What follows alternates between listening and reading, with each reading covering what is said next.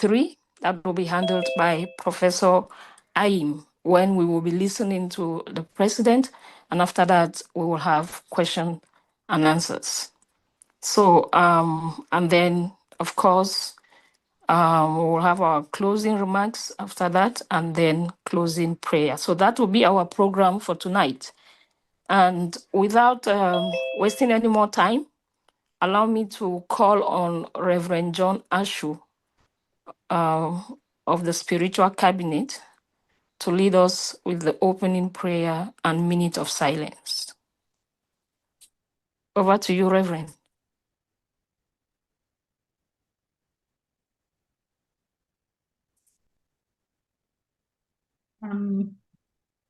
Is he there? Pastor Commando is going to do it on his behalf. I don't know whether he's unmuted. Okay.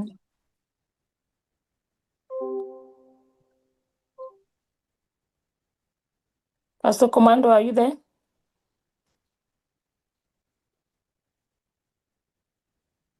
Please, can everyone who is on the program be made, raise your hand so you can be made a co-host for Smooth Running?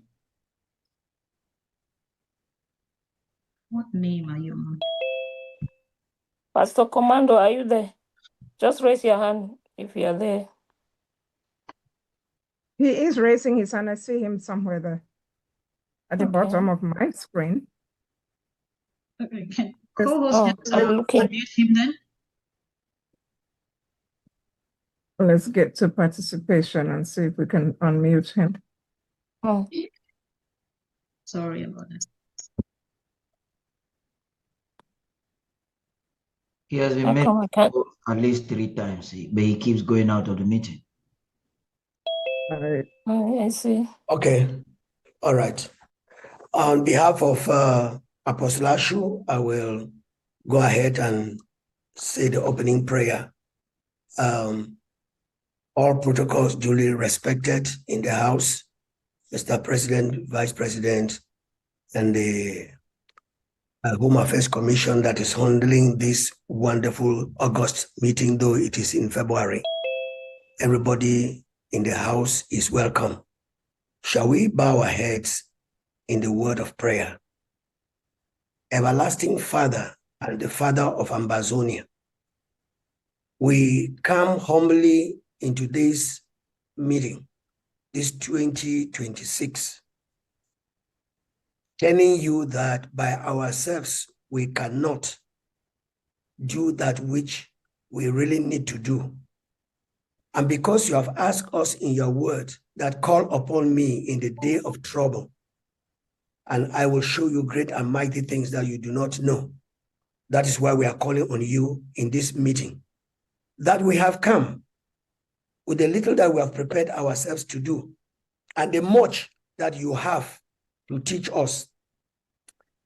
We therefore pray, Father, asking that you come in, take over this meeting, deliberate over it, give to everyone who is in this house the wisdom and the strategy that we will all go back home with the same mind, with the same ideas, and with the same plans to get into our country. That as we put our heads together, the enemy will know that there is a people that have trusted in their God, and he has done it for them. We are not trusting in the ability of any one of us here. We are trusting in that which only you and you alone can do. And therefore, committing every participant into your hands, we believe now that you have imputed and impacted into them the wisdom that is needed and necessary for the prosecution of this particular journey in which we are. Thank you, Heavenly Father. We know and we do believe, according to your word, that when we pray, we should believe that it is done. We believe that you have done that which we have asked you, and this meeting is going to come out a wonderful success. We vow to give you all the glory and all the praises, while the blessings remain to be the portion of us Ambazonians. take over right now, dear Holy Spirit. In Jesus' name we pray. Amen. Amen. In that same spirit, Amen. we are going to observe a moment of silence for our foreign departed heroes who, in one way or the other, have left, leaving a mark that they got into this war that La Republic declared on us and stood until they were unable to have the flesh and the physical body again to be with us. A moment of silence, please.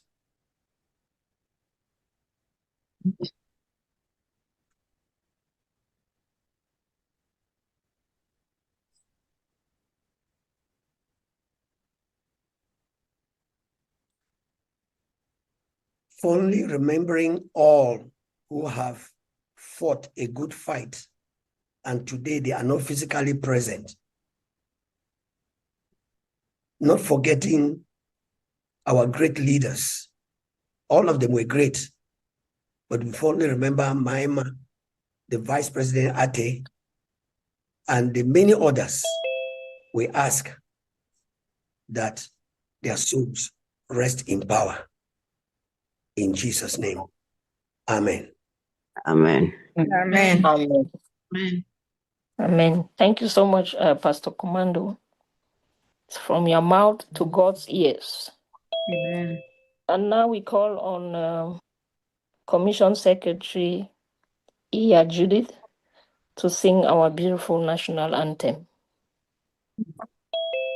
Thank you. Thank you, Prophet Bote. Greetings, Mr. President. Greetings, Mr. VP, Speaker of the House, and members of government, every Ambazonia present. You're welcome. Let us raise our right hand and put it on our left chest, and let's sing our beloved anthem. Hail, hail, hail this land of glory, we the Ambazonians pledge our loyalty. Praise the Son, our Savior, who granted us the freedom, allegiance to the heroes who bought the land with their blood.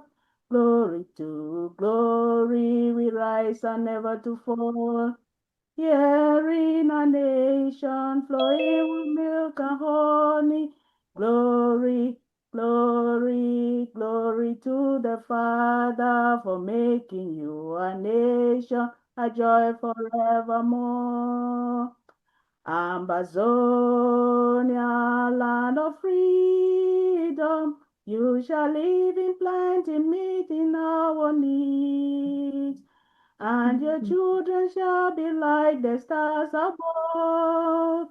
The Most High God be the watchman of this nation. Ambazonia, land of freedom, you shall live in plenty, meeting our needs. And your children shall be like the stars above. The Most High God be the watchman of this nation. Thank you. Wow. Thank you. Good Wow. job. Thank you. That's beautiful. Perfect. Thank you so much, Maju. And at this juncture, let me request the Commission Secretary, Dr. Kejang, to read the House rules for us. Oh, thank everybody. Can you guys hear me? Yes. 5 on Okay. 5. Yes. Ladies and gentlemen, fellow Ambazonians, the President, the Vice President, the members of government, and all the government chairs from LGA up to the national. I greet everybody for this meeting, and I want all of us to listen to the ground rules. Number one, you have to raise your hand and wait for the moderator to give you the floor before you speak. Don't interrupt, please. Number 2, make your point clear and concise. We don't tolerate any foul language. Number 3, each speaker should be brief and be concise within 1 to 2 minutes to ask questions or make a suggestion. We have co-hosts are kindly reminded to keep admitting participants, share important information on chat like payment options, and also unmute the next hand up to speak in order to wait another hand to raise her. Everybody should be muted unless they have the floor to speak and to avoid background noise. ABC should have the recorded anthem ready to be played before and after the president's delivery of his speech. After which everybody will unmute and give a hand of applause to the president. Over to you. Thank you. Thank you so much, Dr. Anderson. And I will now hand over to Prof. Tebo. Prof, over to you.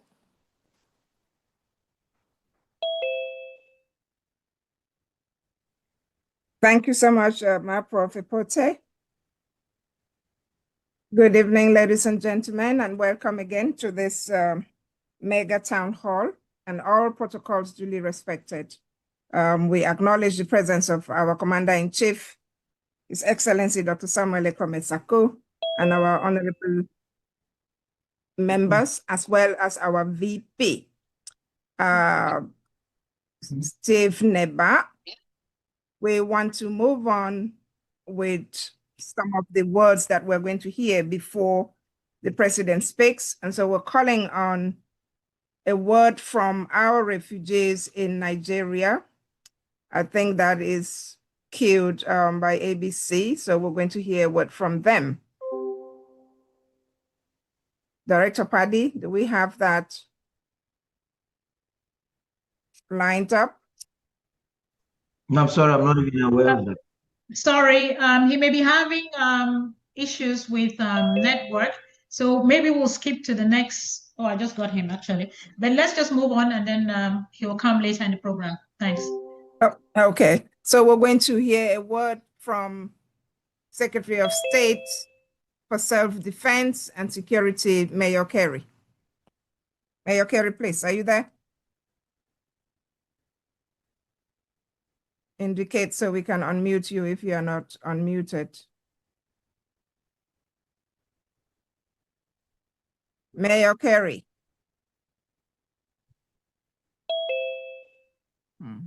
Okay, I see him. You can unmute now.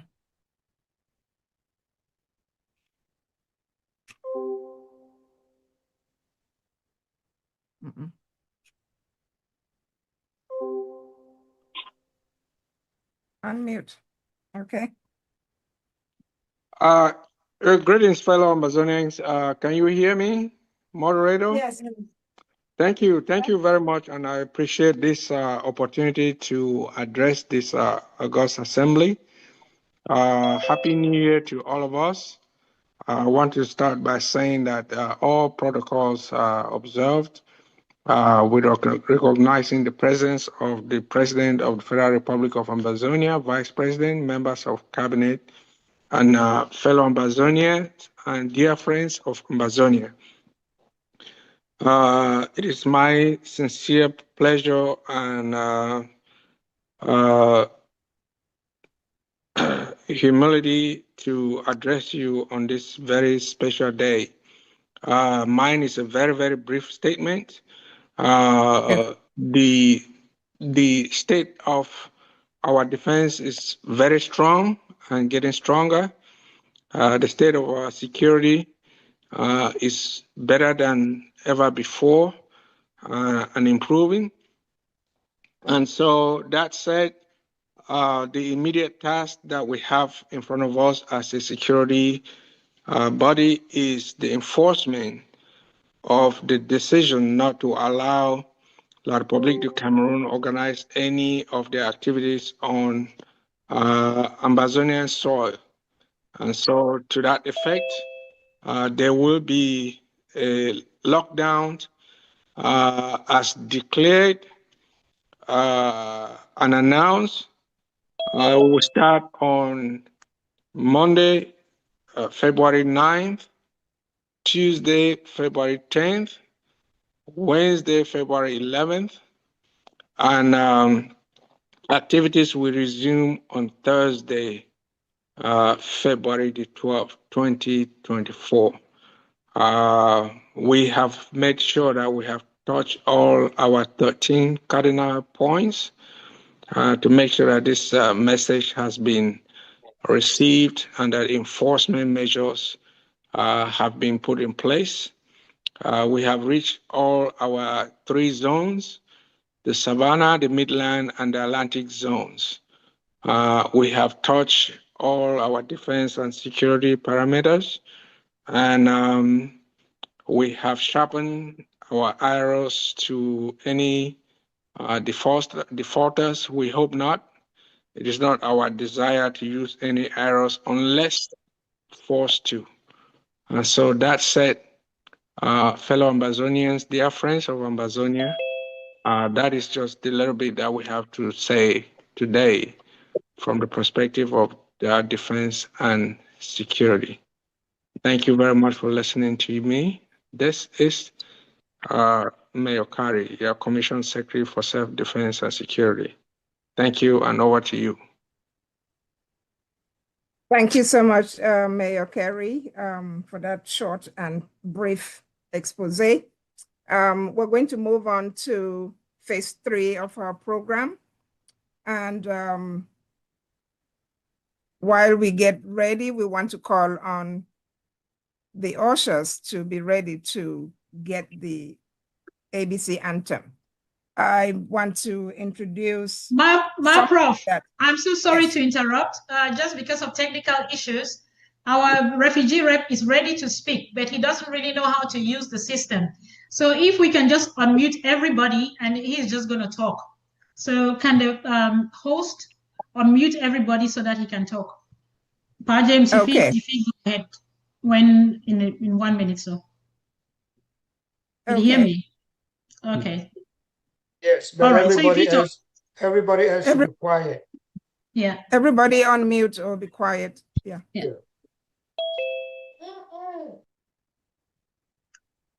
Everybody can mute. It's just the person that will be muted. Yeah, that's true. Okay, so he can come on now and speak. Yeah. I hope we'll be able to make it. Listen, you. James, if you can hear us, you can talk now. Is he unmuted? I didn't send you a message that you can play. That would have been easy. Okay. Yeah. Yeah. Maybe he a actually voice. came with a crew of other elderly people. They wanted to just really talk and have a direct exchange, but unfortunately, okay. So so we can move on, maybe. Is he muted? Is he muted? Because we can locate him and make sure that wait he's for unmuted. talk. You're inside the Zoom, right?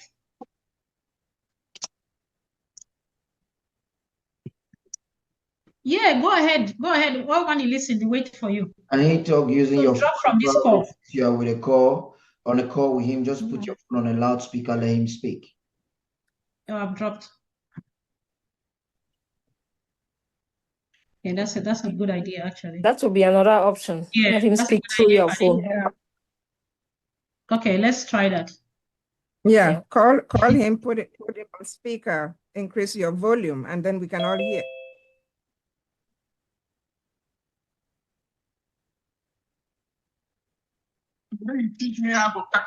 It's okay, Papa.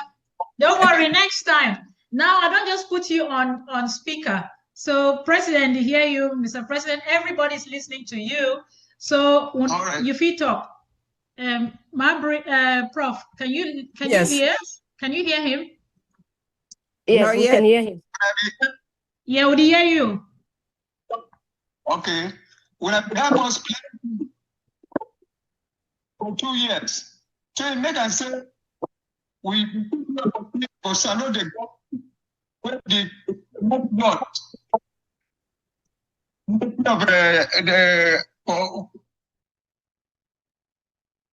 to be sincere, we just want us to,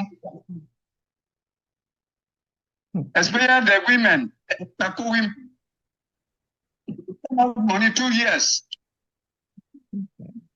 We don't say until even we want to make some project for the fish pond.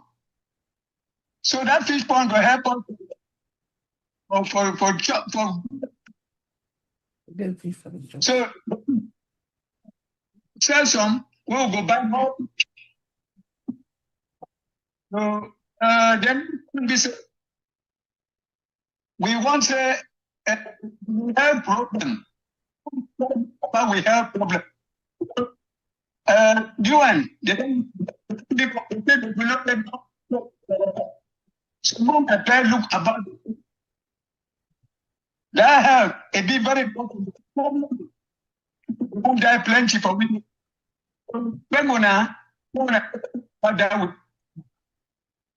So this pond we need now pump for pump water. So when we get that sort of pump, we manage them with every information. Then we too, you know, say with the from make a honey, we get a divide then we get who's and decks where they go give their droppings. So with the red decks and so all these things and so one person be there for one Taraba will be the help us. That man don't die. Now me foundation. That's it give us that right now the time we want he can't die. So we help me try to continue. Because if one time make some doctors they can't look no fit for old man from I to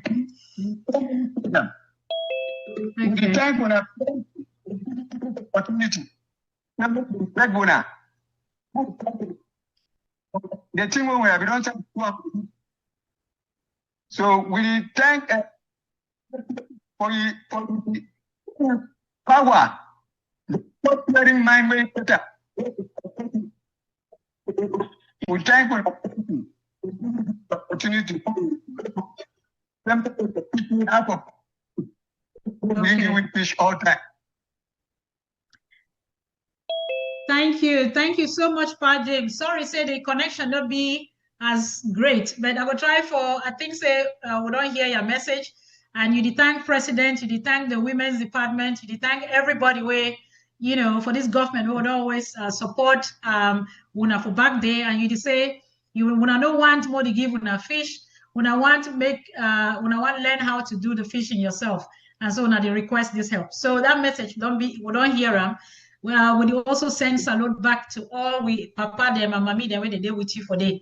So hopefully you go make this message for audio because you know it be very clear so that we will send them for president and for all the departments. Thank you very much. Okay, God bless. Okay, my prof, over to you.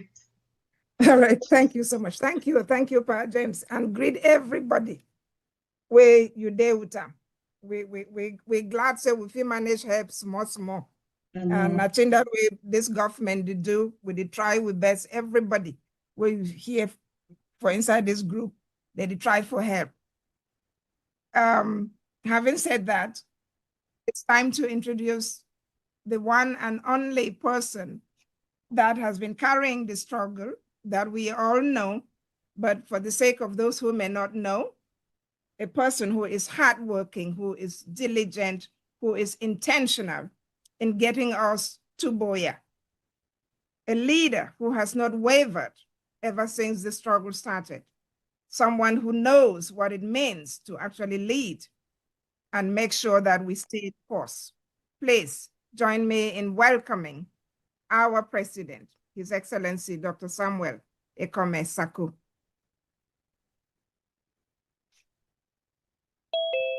BBC. Paddy. Official anthem and usher.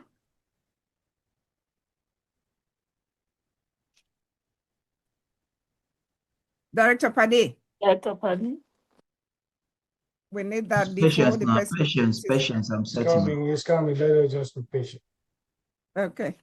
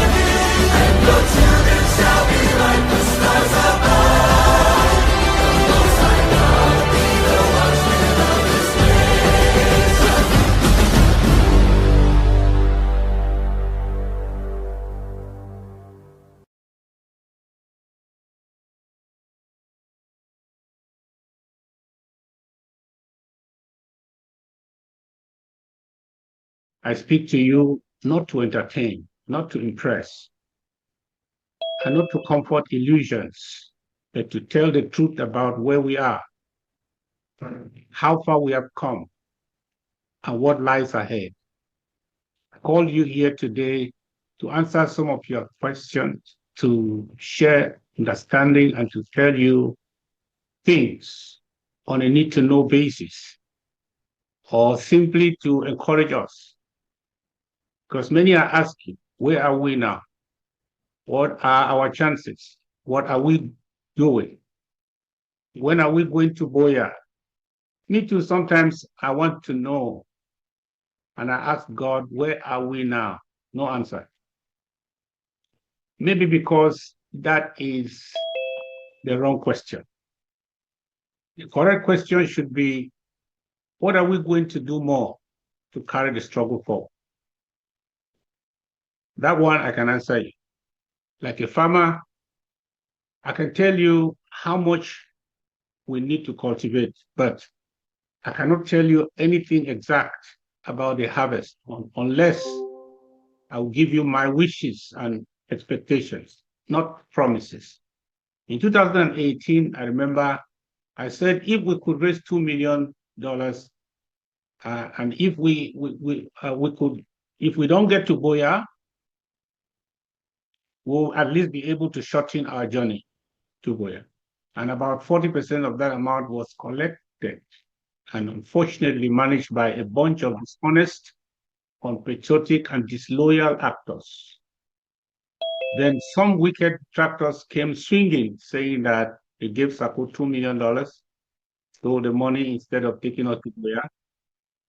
And the chief perpetrators left us and turned against me. Mr. Don't really suffer forget. You know, despite the spoilers, I'm very proud of what we started doing in 2018 with the few trusted ones we had. We laid the foundation of the enduring infrastructure of resistance, the counties, the LGAs, and the ARLs, they used to be known, that later became the ASA that we have today across the 13 counties.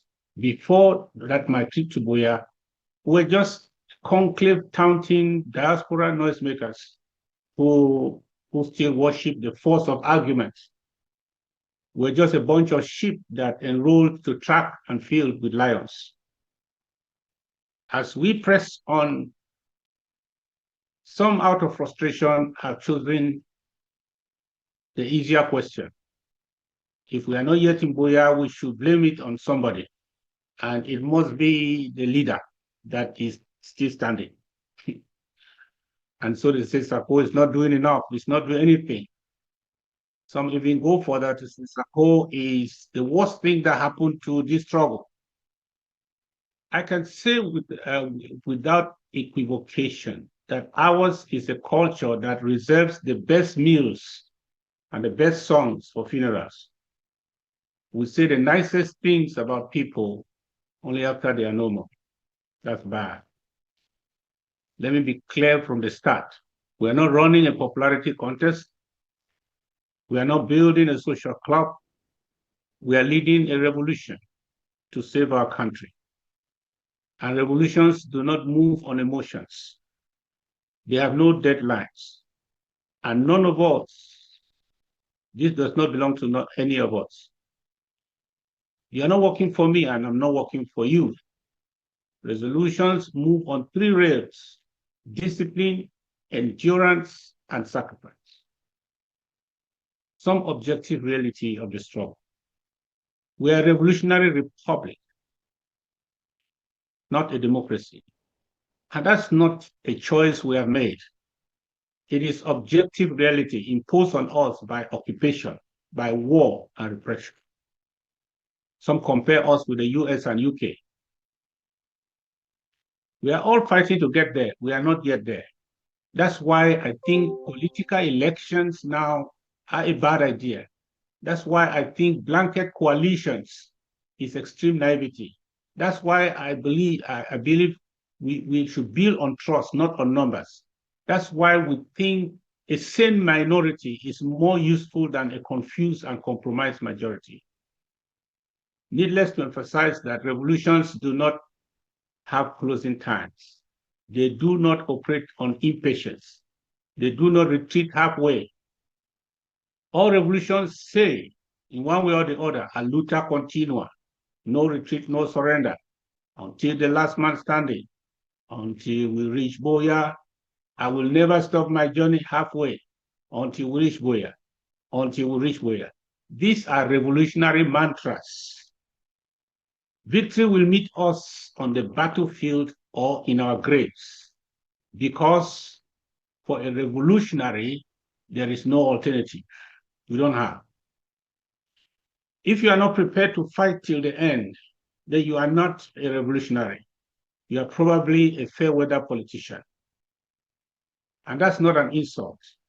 It is a textual definition. If the price for our assignment is not our lives, that means we can be discouraged or compromised by anything that threatens our life. On the state of our government in exile, the government in exile is not losing ground. We are going through a constant process of filtration and refinement. Every people's revolution gathers everybody together at the beginning. Then Time, truth shall test or stress test our patience, knowledge, sacrifice, integrity, and determination. The government is reorganizing, mobilizing, and marching forward. We have learned painfully that structure matters, discipline matters, teamwork matters, and clarity of roles matter. We are streamlining institutions, tightening internal controls, and repositioning for the final phase of this struggle. About governance and structure, one of the reasons for the collective leadership government model is to prevent burnout. Division of labor is not optional, it is necessary. Commissioners and government officials must remain within their assigned scopes so that no single individual carries the burden of the struggle alone. A tired leader is a liability in the struggle. Iron sharpens iron. Leaders also need help. We assist each other. That's why we work together. This year, we have decided to do whatever we can do within our limits and let the divine do the rest. We shall not leave any stone unturned unless it does not make sense or we lack the means to turn it. This is not noise-making. This is not noise-making governance. This is strategic governance. Those who expect daily press conferences, pictures, and social media posts and constant public announcements misunderstand the stakes. We are at war. War is not, and is never fought on social media. Liberation is not achieved through photo ops. The first rule of true diplomacy when it becomes critical is confidentiality. I did not learn that in school. I learned it on the job. Professional and cautious public communication is mandatory from this time. Reckless language hurting comrades and it shrinks our critical mass. Please, we must correct errors without humiliating people and disagree without destroying feelings. Time management is also going to be a matter this year. Meetings from now on must start on time and end on time and remain focused on agenda and end when recordings end. On the state of the struggle in the diaspora remains indispensable. We have our eyes on the 3 court cases in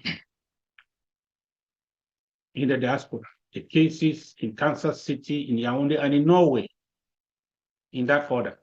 However these are resolved, we will make an official public statement and take further actions where necessary.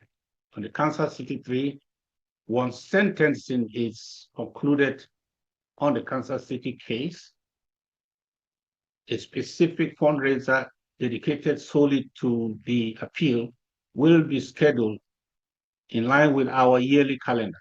But let us be honest, not every activity is strategy, not every tip or correspondence is diplomacy, not every handshake is progress. Real diplomacy is not done in event centers with random friends and strangers.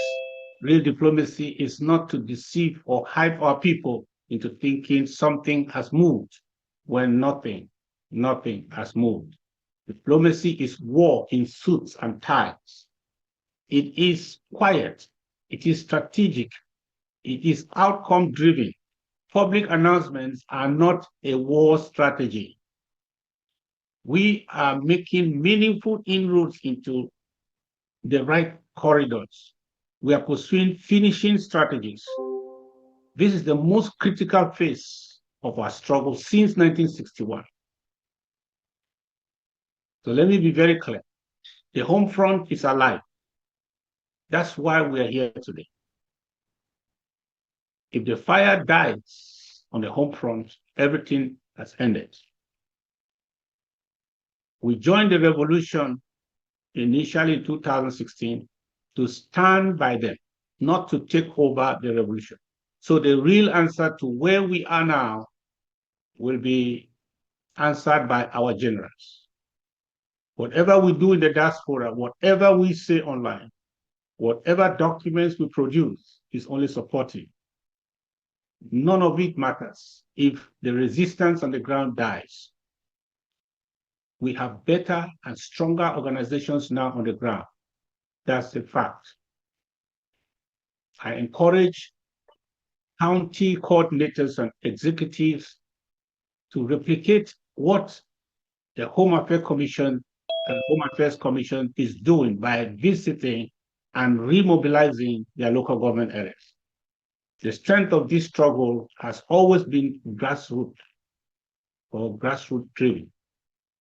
And concerning the humanitarian draft this year, 2026, that's why I've decided to be the first to launch our humanitarian draft this year and today.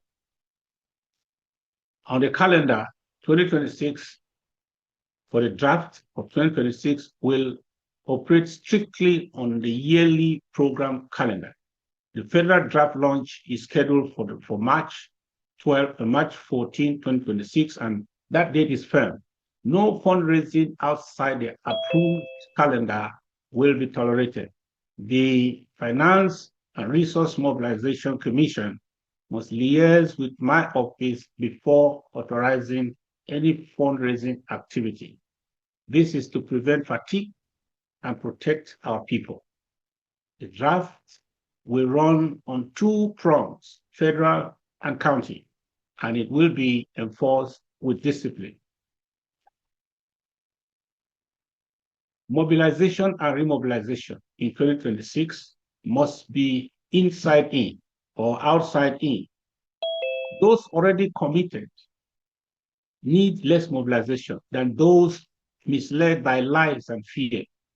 We remain the biggest strength. Let 2026 be a year of outreach and re-engagement. We have to revive our country cells and appoint our country envoys. On the communication and media, ABC Network 24 radio project has tested well and will soon be launched officially. It is a strategic communication pillar. I encourage comrades to use it actively and to communicate in our lingua franca and local dialects also for grassroots impact. Our television and radio are instruments of warfare. On the closing, let me remind us that this struggle is not about Sako. It is not about personalities. It is not about applause. It is about a people who have refused to disappear. It is about a people whose homeland has been stolen by wicked friends. We cannot live for nothing. This is our chance to rewrite our story. As long as the fire burns and we keep it burning on the home front, our dream is alive. The day it dies, everything ends. So let us remember that. That is our primary function. Let us prepare for the long haul. Let us stand firm. Let us fight intelligently.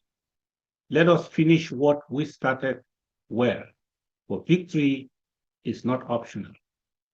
God bless our people. God bless the Federal Republic of Ambazonia. Thank you for coming. I'm here for some questions, and so even your own suggestions, we are open to them. Whatever, this is the town hall. Thank you.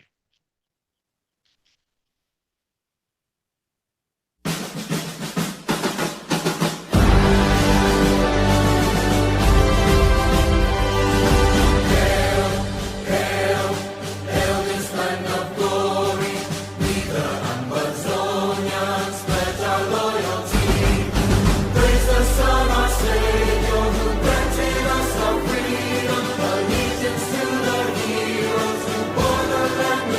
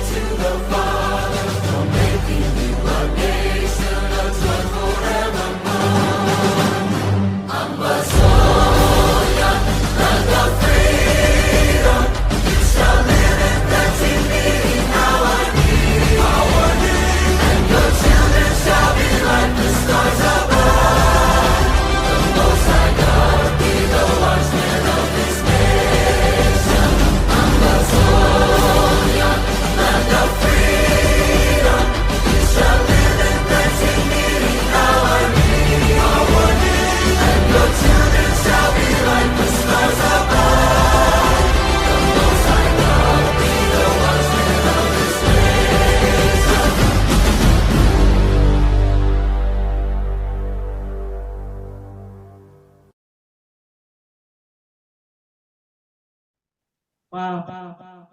Wonderful speech. Thank you, Thank Mr. you. President. Thank you, Mr. President. God bless you. Thank you, Mr. President. Thank you. Thank you, Thank you, Daddy. God bless you. Very much, Mr. President. Thank you very much, Mr. President. Thank you, our Thank God-given you. president. Thank you, Yes, Mr. very well, President. very well. Thank you God so much. be Very praised. well. Thank Very, you. very. Thank Thank you, you Papa. for Thank CIC. you. May the Lord continue to Bless you for the Thank speech. you. Thank Inspiring. you, Commander. thank you. One word. Thank you. Thank you. Thank you, Thank you. Mr. In President. his Thank mighty you name. for being the steadfast with Thank us. you. Thank Thank you. you. God bless you. Thank you. Thank you. Thank you, Papa President. Thank you. Thank you. God chosen. God chosen. Thank you, Excellency. God give Amen. you. God Thank chosen. you. Oh, Thank you so much. Thank you. Thank you, Mr. President. Mr. You never President, je vous pose haut. The interpretation. Miyaka, no. Thank you, Mr. President, for this inspiring. Always bless all in his name. right. Now that we've heard all the wise words from the president and the uplifting of our energies, we want to give a little room for those who may have some questions. We're opening the floor now for some questions and answers from the president. So please raise your hand. I see Barrister Fru.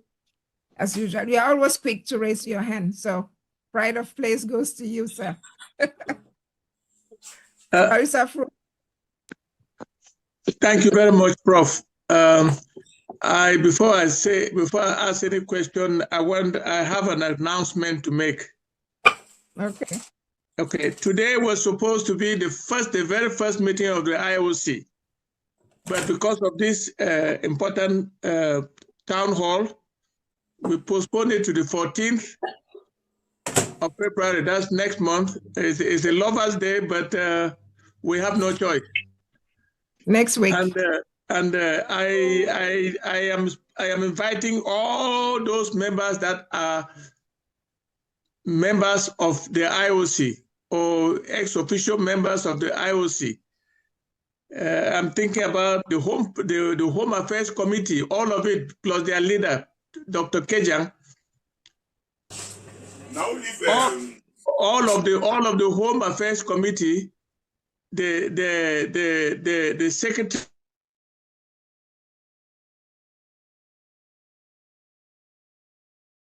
I think that will be Professor Bridget.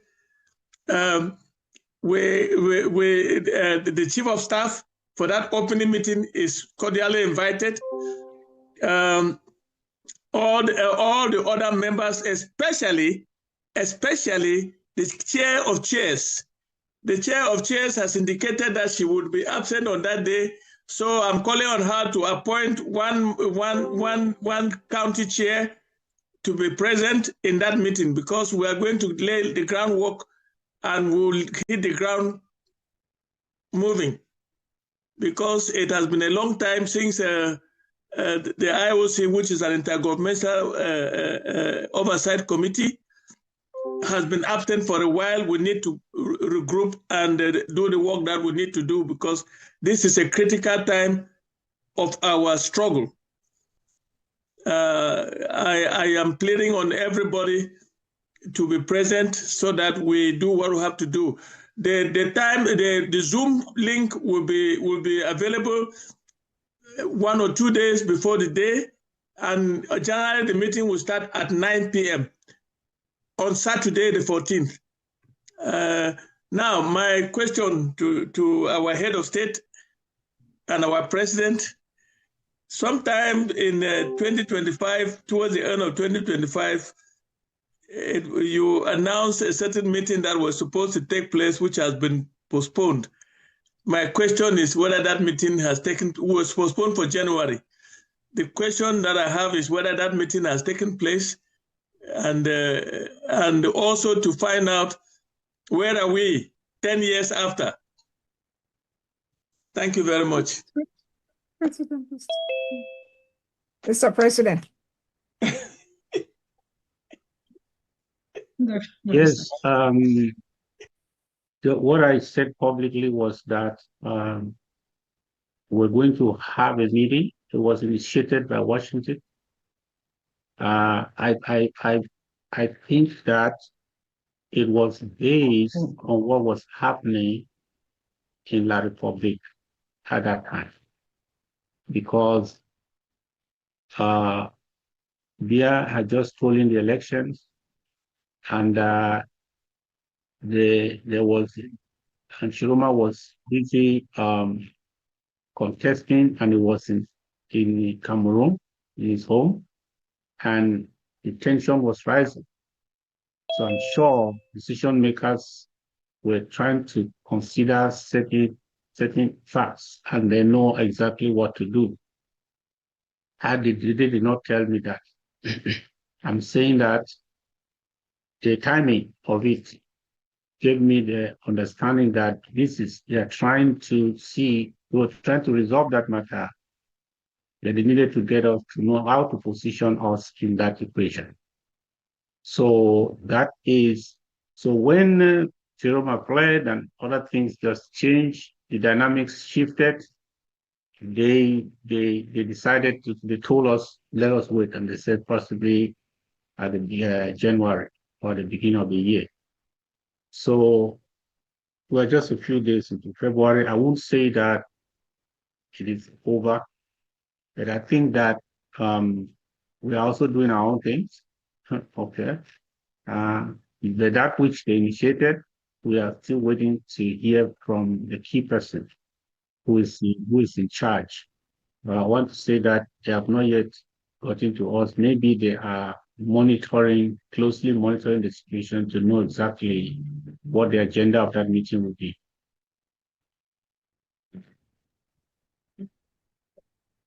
Thank you, sir. Barrister Pro, I hope you got that. You are muted. You're muted, so you're not hearing it. Okay, I think now you unmute yourself. You're talking by yourself. He left. I was saying that the second part of the question, where are we 10 years after? Oh, we are, that's exactly where the cardinal focus of my speech was. And I told us that, first of all, let us remember, we set ourselves on this journey, on this critical phase, when we took our destiny in our hands to tell the Republic enough is enough. And that we have told them. We have told them in more than any words can do, that enough is enough. And then they said they will crush us. And we said, you cannot crush us. You cannot solve this militarily again. You did that in the 70s, you did that in the 80s, you did that in the 90s. This one, you will not do it. And if there's anything we have done for the 10 years, we have been able to tell the Republic no, and we are still standing. So if they have succeeded, there will just be another story. You know how many stories have passed before our story? Many stories. A lot of stories. Many came and went. Many like waves. They will just come and go. That's why they thought that this is another wave. If there's anything we have done, we have shown them what we can do. That's what we're doing right now. If the world is even moving around trying to see what to do, or to resolve this, is because we decided to stand, and because we are really standing. We're not standing, we'll just be another story on the pages of our history, that once upon a time, they also tried. We are not the once upon a time generation. That's why we are where we are. And I can tell you that for sure. Thank you so much, sir. I see another hand up, Pastor Commando. Yes. On mute. Okay. Thank you very much, Mr. President.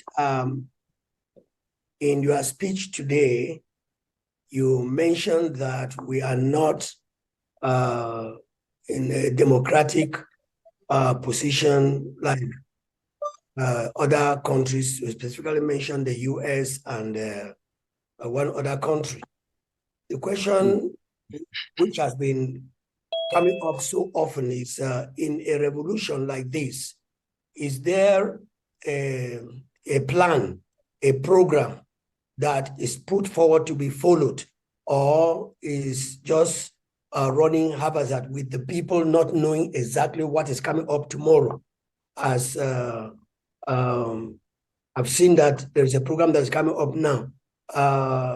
Can you enlighten us on how this is done and the program that is coming up, which the calendar which has been drawn, is it going to be rigidly followed, or can it change when situations change, like the question Barrister Fura just asked, and you have answered the way you have answered that because the light was not clear. That is why the meeting was not held.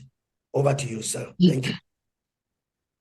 Yes, we always have a plan, and that is why we decide to plan our year and all our activities. But we have to know also that a revolution is a constant emergency, right? It's something that is changing rapidly. But that does not dismiss the fact that we have to have a plan. So that's why we plan our year. But when things happen that necessitate change, let nobody ask us that, why are you not following the calendar? You know, because we have to know that we are only trying to predict an unpredictable, because it's an emergency. So when things change, we should have the flexibility to make some changes. But those changes will not be we originating the changes because we don't want to follow what we did. Then that is laziness. That is unprofessional. We are going to do everything to follow the schedule we have. But if matters happen and there is need, we who are in the front line, we see the need for something to be done, for a meeting to be called. Even if the meeting was scheduled to be holding once in every 2 months, and we just had one 2 weeks ago, if there is a need for another meeting, we can call one, and that need should arise because of the feedback and the results we get from the front line. So those kind of adjustments can be done. But when it comes to the activities, the routine meetings, the draft is routine now. The draft is routine. Every other thing we are doing, our meetings are routine. Those things that we already know that are within routine, we don't expect changes for the sake of change. No. If you are here now, you know that on the 5th of May, you'll be drafting. That's routine. We already know that before the year started. And then in addition, at this time, we already know that will happen. That's mobilizing towards that. So we are not going to be changing those kind of things, those kind of routine things, changing because we just have to change. No. We unless there is something that happens that really necessitates the change, and that change will originate from my office. Yes, it has to be. We have to be convinced that it's an event-altering thing that happened that necessitates that change. Then we can accommodate it.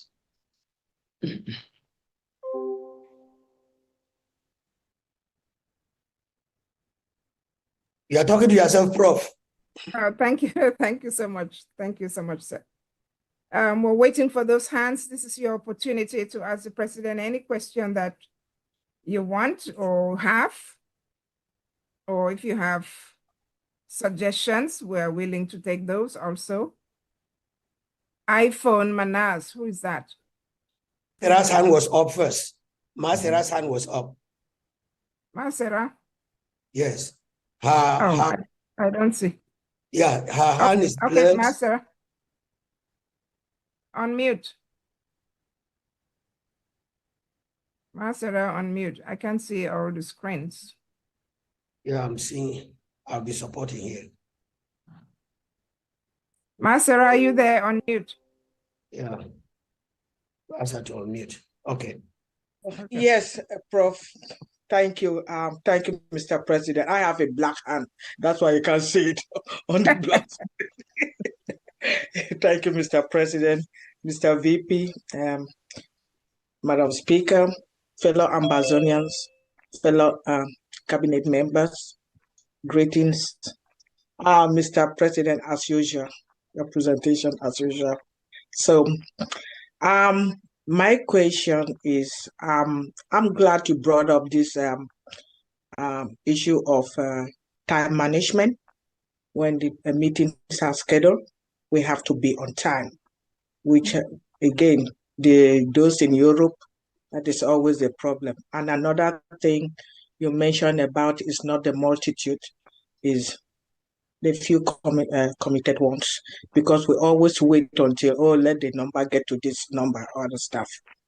My question is, does this apply to the when it comes to draft? Because that is the issue we're having with those in Europe. We start late, and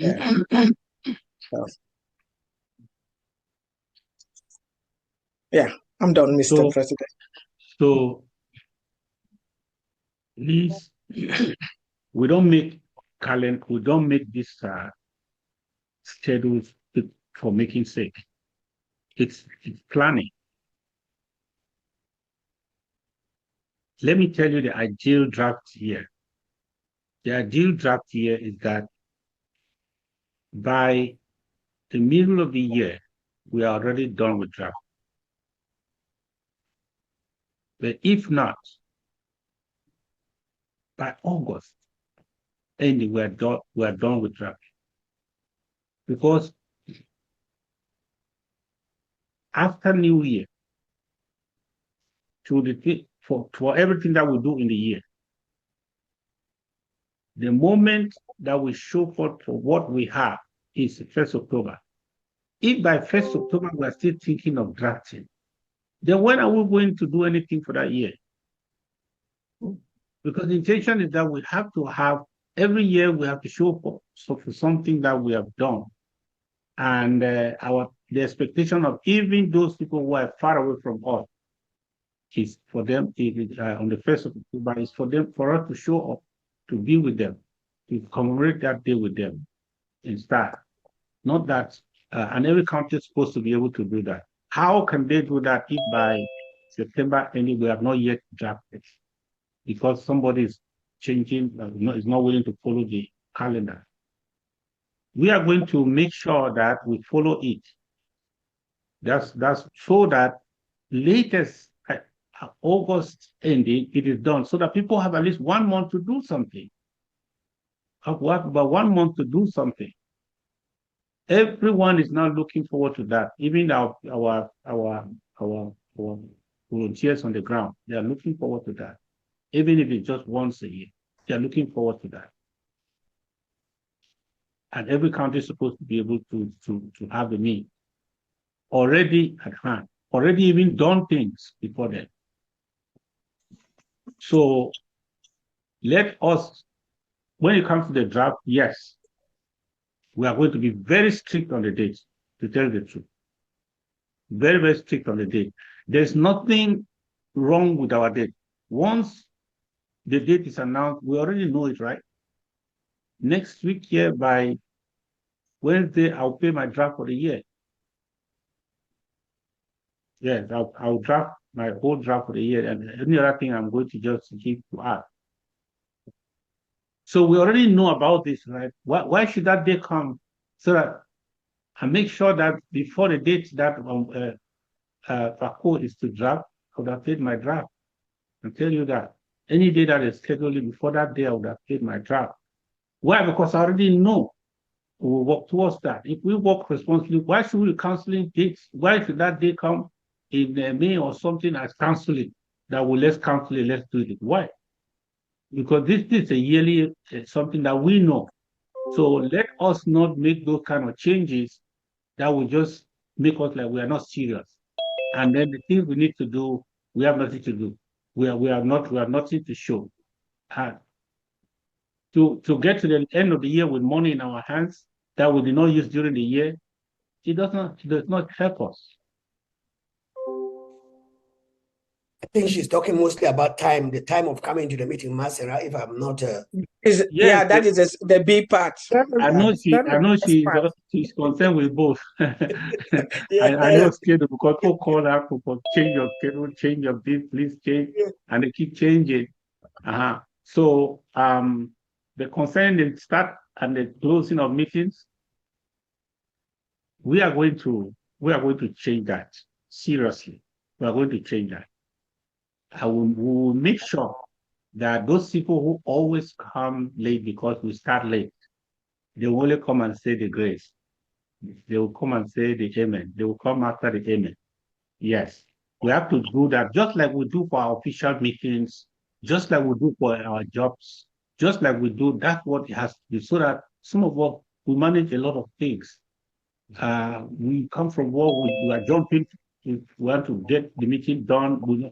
You should be able to answer the question, when will the meeting close? You should not say, I can only tell you when the meeting will start, I cannot tell you when the meeting will close. That is not a good thing. We should know when the meeting starts and when it will close. We should get to a point when, if the meeting time is coming to an end, then every other thing we postpone in that meeting, then people will understand. We have to start on time. I will try my best to make sure that I be there on time. When people think that we are still waiting for people, we have already done half of the meeting. That's how it has to be. We have to. When people realize that that's the case, you will see. Yeah? Most of the professional Zooms you have, how do you get there? You get there exactly at the time. Why? Because 2 minutes after the meeting has already started and you are not there. So that's why you log in exactly, sometimes even before waiting. Before. Yeah. So that's how we're going to do it. We will discipline ourselves, and when people realize that that's what we do, people will immediately follow. Thank you so much, Mr. President. Thank you. Yes, that is well said. But Shea Yimbo, unmute, please.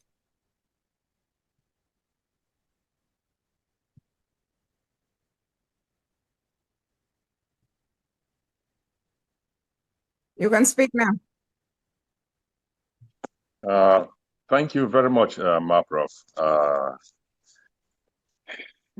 Mr. President, your cafe a day up. Vice President, Speaker of the House, members of government, fellow Ambazonians. Let me respect the protocols of this House. Mr. President, there is something that you said in your speech. You made mention of it. And in fact, it caught my attention. You have never spoken so forcefully about it. And that is a thing that I had always wished that our people know, as long as we are still fighting, that we are in a revolution and we are not in a merengue party of democracy. This democracy, I do not even know this thing called democracy, how helpful it is to anybody in this world. Talk less of people who are in the field fighting and have been fighting for 10 years. I want to always, I look at our people, and sometimes it seems as if, our people are blinded sometimes about the fact that we are fighting. We are fighting. Maybe because a lot of us are here, in the diaspora, where the real physical fighting is not going on. If we were back in our counties, where you get up and a whole village is down, and no house is there, and everything is, shredded to pieces, burnt to dust, then I think we will know then that we are actually fighting. I also know that we as a people have lived for decades with the worst, or under the worst dictatorship in the world, you know, in the guise of democracy, les grandes ambitions, what, and so on. And therefore, our people are very, very, I mean, they really want to have that democracy right now, you know, to start experiencing it and enjoying it, you know, running away from that horror movie in La République du Cameroon for all these decades. I give our people that credit. But, Mr. President, we are in a war, we're in a revolution, and we cannot be talking democracy. Just like you said, you have never said this forcefully. I would love for you to actually elaborate again. When you say that we are in a revolution, and this is no time for democracy, can you tell our people again, say something again about this and enforce it, Mr. President? Let us really know that we are fighting and that the time for democracying is not yet now, and it is going to come. And when it comes, I doubt whether the crazy democracy is going to be the rule of the day in our Ambazonia of tomorrow. Thank you, sir. Thank you. Now, you see, let us be very realistic. Is Russia a democracy?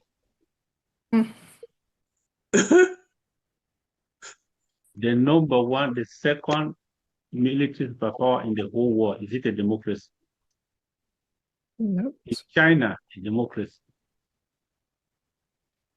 The number one economy just behind America in the whole world.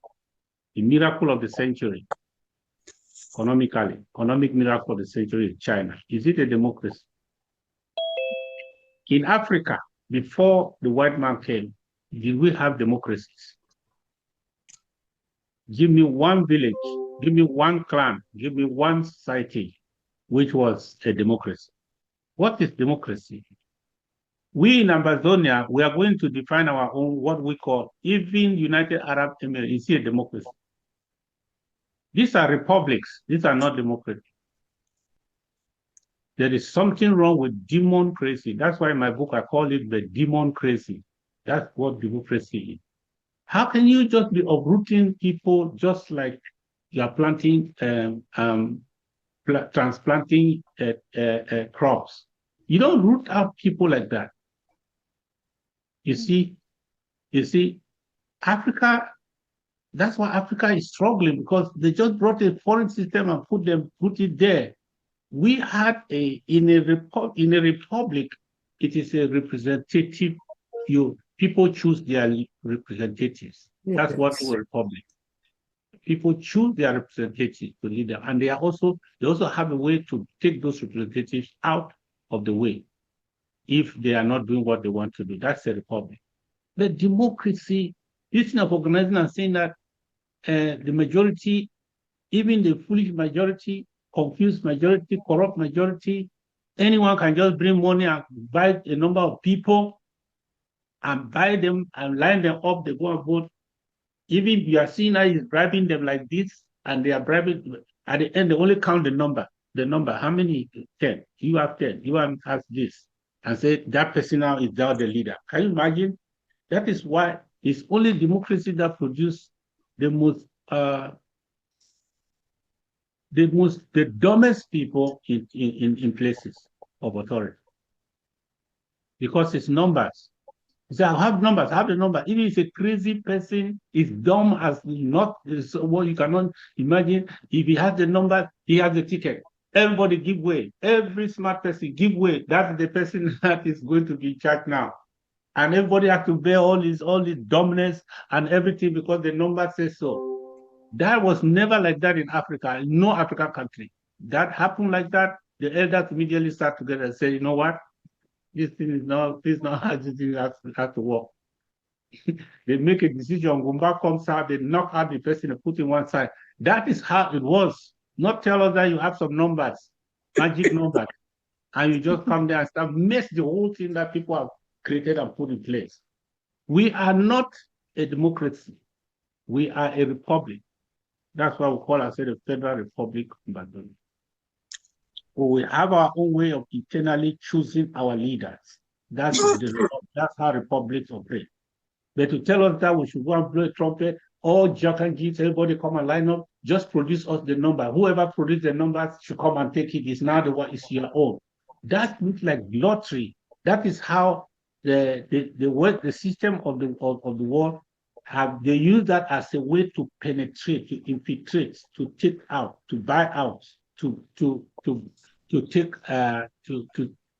the power from the people. That is how they call it. That's how they call it. First off, in a democracy, before you get a ticket, you must pay a certain amount of money. So the good person who cannot pay that amount of money to get a ticket is disqualified, right? In a republic, you must have a structure. The structure will go and everybody. Numbers don't tell character. Numbers will give you nonsense. So a system that's based barely on numbers. That is the problem. We are not a democracy. We cannot be one. Can you imagine now? Can you imagine how many leaders came and disappeared in this struggle just within 89 years? The other day I sat, I was trying to number them. I've forgotten some of them, so I had to go to Facebook to be looking for them. How many have come and just disappeared? I mean, totally disappeared. So where were they taking us? They have vanished. Where were they taking us to? That is the situation. So we are going to have our own system that is working for us. We are going to put it together, and it's working for us, and we're going to deliver the results. And that's reality. Today they are shouting, Traore is the greatest African leader. What's the democracy? Who democratically elected? Where's the democracy? And when Compaore was there, they say he was a Democrat. Compaore was a Democrat. So they removed a Democrat. Then Traore came. Now Traore is not a Democrat. So let us bring democracy. Compaore, come back, because you have the number. If we do like that, we are going to be shocked. We'll go nowhere. We will never take control of our destiny. That's the fact. So we are not going to be to care about what people think. Our destiny comes first. Okay. Our destiny comes first. That's the truth. Thank you so much, sir. That was well explained. I have a question in the chat from my patience, Dr. Biedu. I'll just read it. Mr. President, Mr. Vice President, Madam Speaker, distinguished comrades, I respectfully submit my question. Mr. President, given the transactional nature of President Trump's relationship with African nations, has our government explored opportunities to establish strategic partnership with his administration, particularly considering the potential of Ambazonia to provide critical minerals essential to the United States? Have we been intentional at informing him that recognition of Ambazonia's sovereignty would yield mutual benefits for both nations? Over to you, Mr. President. I know you talked about. Very good question. Very good. Yes. All I can tell you is that we started with the Trump administration. I was right there at the inauguration. The first time I ever attended any inauguration of any kind in my life. So we have been there, and we are still there. Remember, some of the when I wrote on the on the transactional,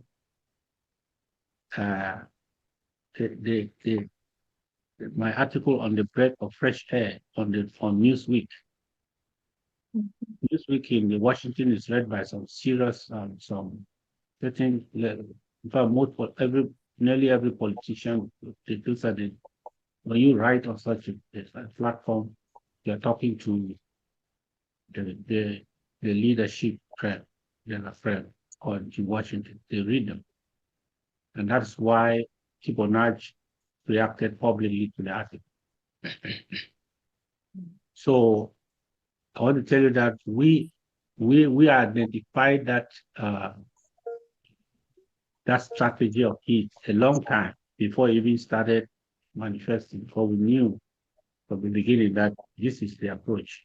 And I say that is what we have done. We are positioning ourselves based on the understanding we have of the strategy we are up against. So I will not go to the nitty-gritty, but I have to tell you that we are not talk only. We are not talk only. We are doing everything that you can do. Everything that can be done. That's what we're doing. Everything. Just pray that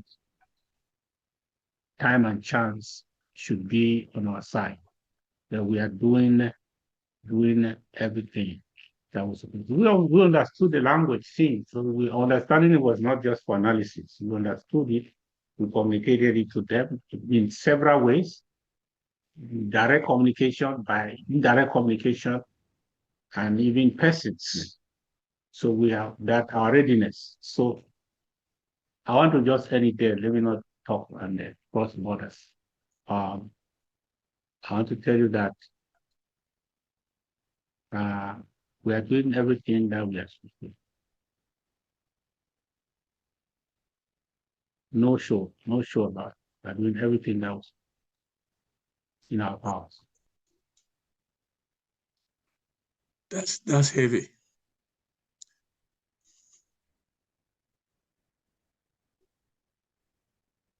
Muted. All of you are muted, so I'm the only one hearing. You're muted.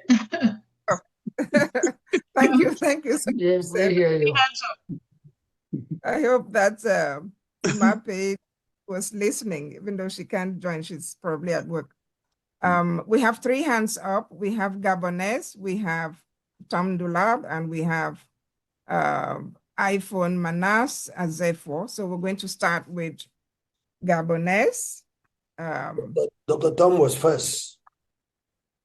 Well, we're giving privilege to Homefront in case the line disconnects. Okay. Please bear with us. Thank you so much. Gabonese, followed by Tom Dula, and then iPhone Manas. Thank you. Gabonese, unmute.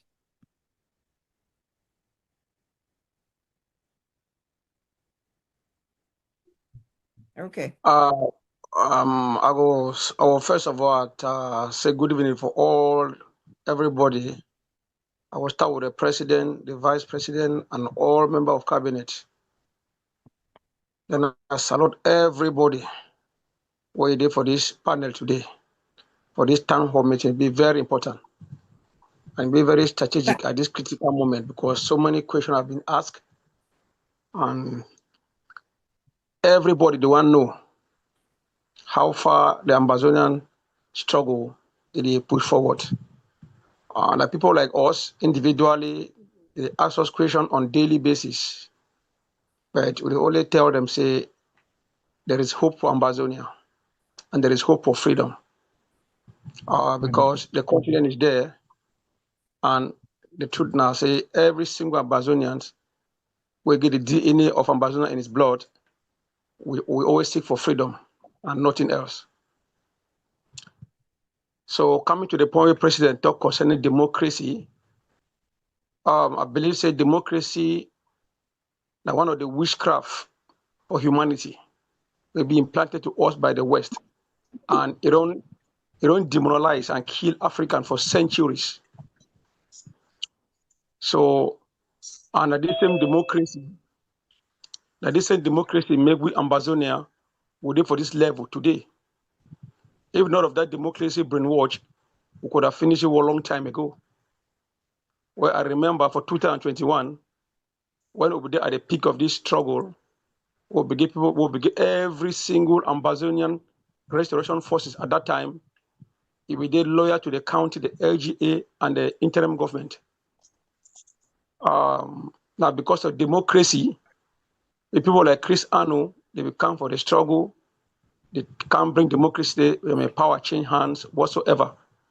And I, personally like me, I spoke to Chris Anu on personal phone call.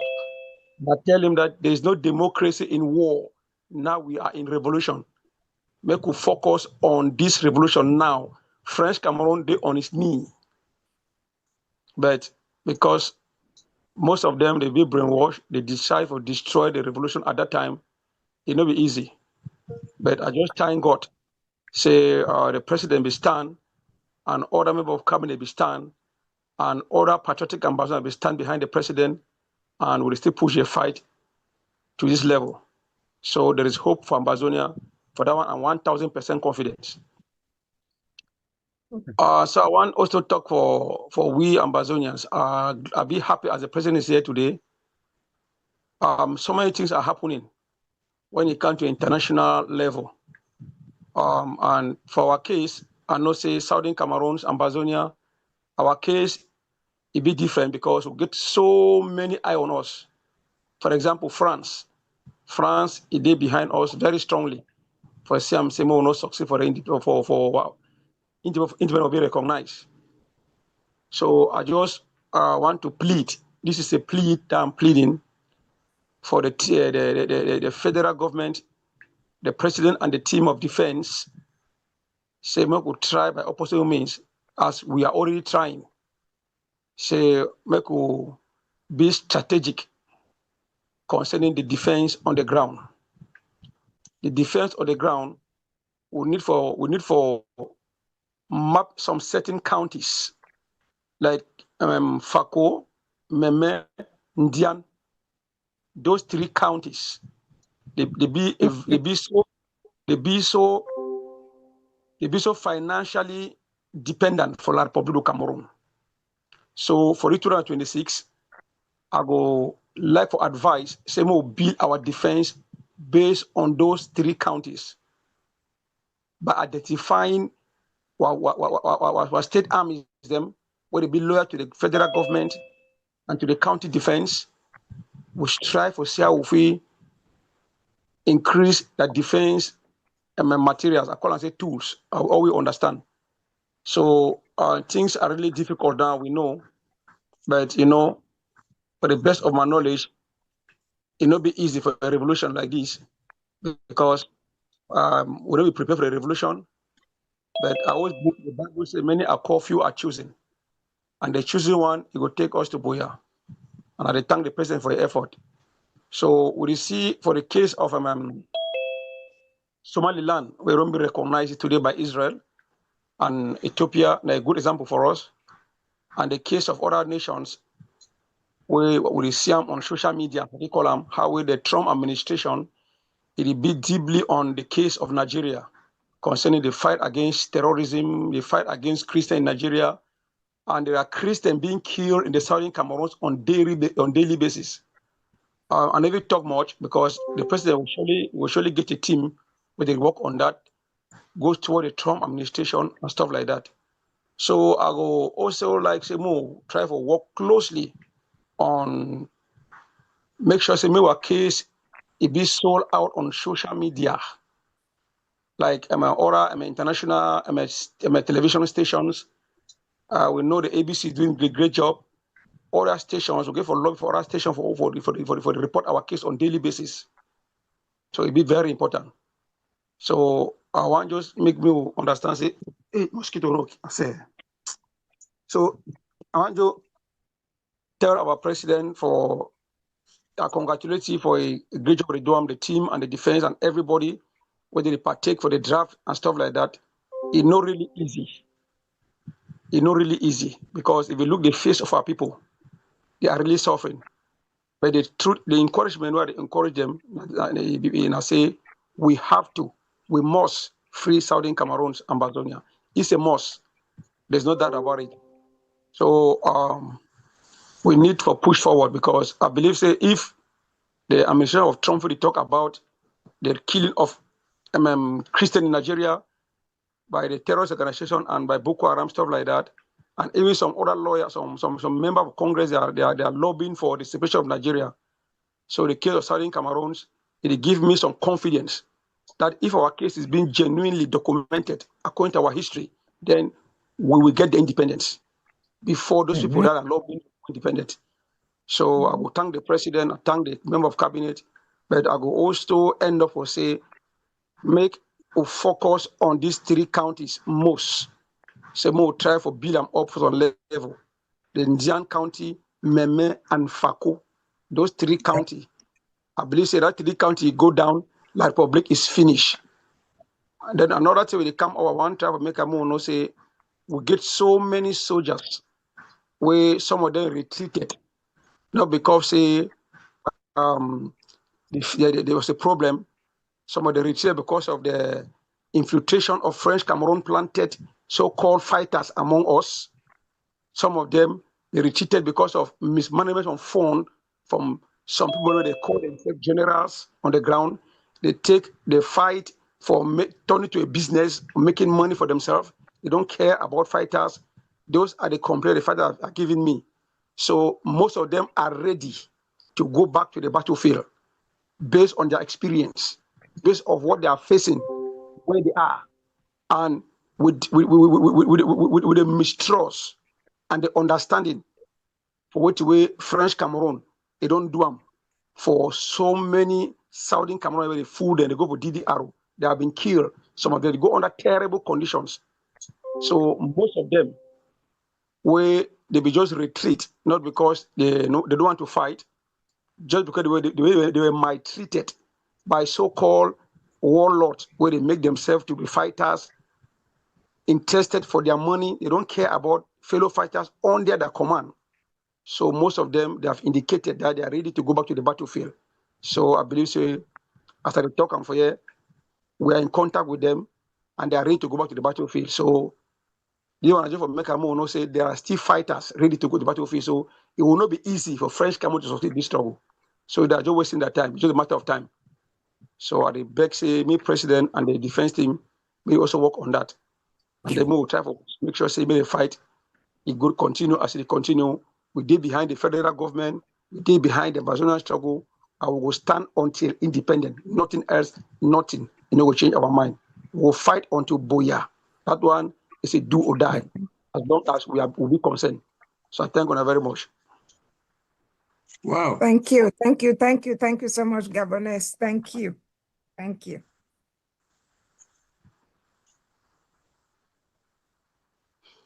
So, President, you are talking to yourself, Mr. President. Unmute, sir. The two of you talk concerning that one, I say, thank you, Governor. Because you talk now from the ground. So here's the thing. Men will not forget. Will not forget, say, that the whole front start this thing. And we just decide, say, okay, we will not feel also she don't so. While doing everything to set all of us free. So that somebody be wounded, somebody be hungry, somebody will give our home support will figure. So all our efforts, whether diplomacy or whether now you help somebody or is supportive. That's how we make up for my speech. So some of these changes, some of these strategies, for them to really succeed, they must originate from the ground. Because we don't even have the capacity. 90% of what way that they do, and then they do. They know how to use arms, use market, use road, use beneficent people, they get where they need them for say make them stay alive. So now they do a bet. So what do they advise people the way they did in charge? Now say we need education because now vex make the kingdom the disciples defend themselves. Now vex say enough is enough. Now vex. How do they can't kill you again? We will talk now the correcting. No, better make if most of will die, we fight, sometimes we'll leave. They fight. The vex not the win. Now the two way we supposed to do now advise them to say the channel their energy correctly, strategically, made a use strategy, made a use sense, made them use sense because they get what they need them. They use them for this way, no use them for this way. That's now the advice. You do this, don't do this. If you do this, you will end for bad play. If we do this trouble will take long. If we do so, the trouble will go short. And so on. The number one advice that. Now it's in that way the handlers go for do was to give them the right advice. Because the most important thing that the little support will they give, and sometimes they end up now only for give a chop. Sometimes they end up now only for take care of some wounded. Sometimes they end up for maybe one action or two. But by the whole year, they acting. So we have to understand. So I agree with you that we will work with the leadership to make sure say we enable bring the leadership to certain understanding the things we get to do or they get to do to help us finish this thing quick. That one we give for make sure so we channel and find they get to get that understanding. They get to get that understanding. Say this will struggle for shorting this thing. And so if they get resources, make them not focus on so, make them focus on so. Because resources not come up only from people the way they are outside. It mostly come from them. So now one thing that I talk say you go do I not say plenty for a day here, but this call with a big concern so they will understand. So communication, yes, we will get for communicate. But the radio and the television say we need pidgin English. At least for back home. Some people they talk say they know the hear thing the way they concern the struggle for pidgin English. Because I tell you the truth, if we get pidgin English vocabulary, you know what people talk about things will happen for you, Morocco, the other way happen for this time. They call Morocco for pidgin. So if we talk nothing nice story for Silwindi and the one will come up for this time, mass sound I don't hear. So it will really help when the radio will help the radio, it will help the television. That one about the home front for energize for communication for make be day that way FM to become no way College George Ikome be there for FM for boy. The all man blessed now you get the best news. No man will be listening to that how many o'clock news that the year now College George that will become up. So that is what we have to do so that we go pick the first place for inform our people on the ground. Then internationally, we get for also target this year, we get for target, we want to target the whole world. You see, the world, this leader, these international leaders, anytime their communication go for some place, may you know say they get agenda for that place. Yes. If you hear when you hear communication they go in front, then merely communication go in front, you check, ask yourself the question, what will be the agenda? Wait, you will see the agenda. You will see the agenda there. Now so you will see all that they talk about Nigeria, more time they will report this one talk about Nigeria because there is an agenda. There's an agenda. So we get some place then where they don't really take our matter very high up. We are going to focus communication for that place. We get some place then where we want to make friends quickly and we want to sell our agenda quickly. We will get some movement in our favor in that area. which communication get for do? Communication get for follow them, follow we go to that place. Because without communication, we will take time to succeed. So if we target, now give for example, say Equatorial Guinea, say we will use Equatorial Guinea, then communication get for follow for Equatorial Guinea. And start looking for ways and means for start something going on in Equatorial Guinea with Equatorial Guinea media or exchange or publication, or use the logarithm in all this Facebook and so on, and start focusing adverts on Equatorial Guinea. Nothing now we'll get for do. If na Brazil, if na Argentina, and so we'll get to move our resources, our communication resources strategically. Otherwise, we'll talk to everybody and talking to nobody. So I believe say we'll get for move. We will use communication in that strategic manner. We'll get for why would we calculate what diplomacy get for do? Let us also have communication to accompany us in those places. Yeah, if East Africa is a place, and because we want to make a move in that place, when communication are going, communication has to go with us. It never go with us. They don't ask me what to do for that side. No, that you can, as goes the communication, so goes the diplomacy. If you just study the communication, you will know what the masterminds in the diplomatic sector are thinking or planning to do. Now, so it is. So that's all we make it. Now, we get liberated minds in the Caribbean. We get people who are of this race and who are very angry about what has been done to us and to them, who are willing to listen to us, to have a conversation. Communication get to follow for day. If communication focus for day, the people will start to pick them up immediately and pick some interest and want to hear more. And because if that's the way we want to go, the communication has to go with us. So that we will do that one. And for the people, the way they do for Graway, if like say, the people will cause confusion, they don't go sleep. So one day they know about the one they don't sleep.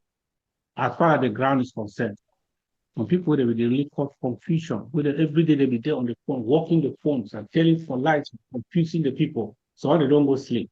So a lot of them on the ground, they are looking up to us now. We're not going to disown anyone who is really standing and fighting for our freedom. No. Even our conscience will not allow us to do that. So they will therefore be very, very, very technical.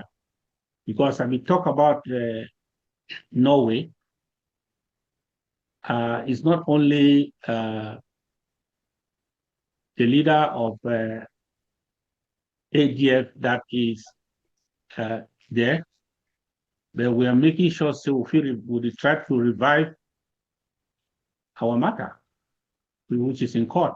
The matter we filed in 2019. So we are trying to use the channels we can find to make sure, say, the matter is taken up again by the Norwegian court. And if they can do so, then that will be a new front. So to tell you that after all this, there will be accountability. We are not going to fight like fools. I'm telling you that if we have done anything successful in this submission, we have strategically structured ourselves in a way that gives us not only legitimacy, but respect without fear. I mean respect. Mm-hmm. Yeah, that's the truth. That's what I can tell you. So we are doing what is right. Only the devil can come from hell to tell us we are wrong. But we're doing everything as we have to do. So we are also advising those on the ground to follow our steps. Because we are not just fighting because we are angry. We are fighting to win and then enjoy our victory. Thank you so much, sir. Thank you. Comrade Tamdula. Question, Thank please. you. Thank you,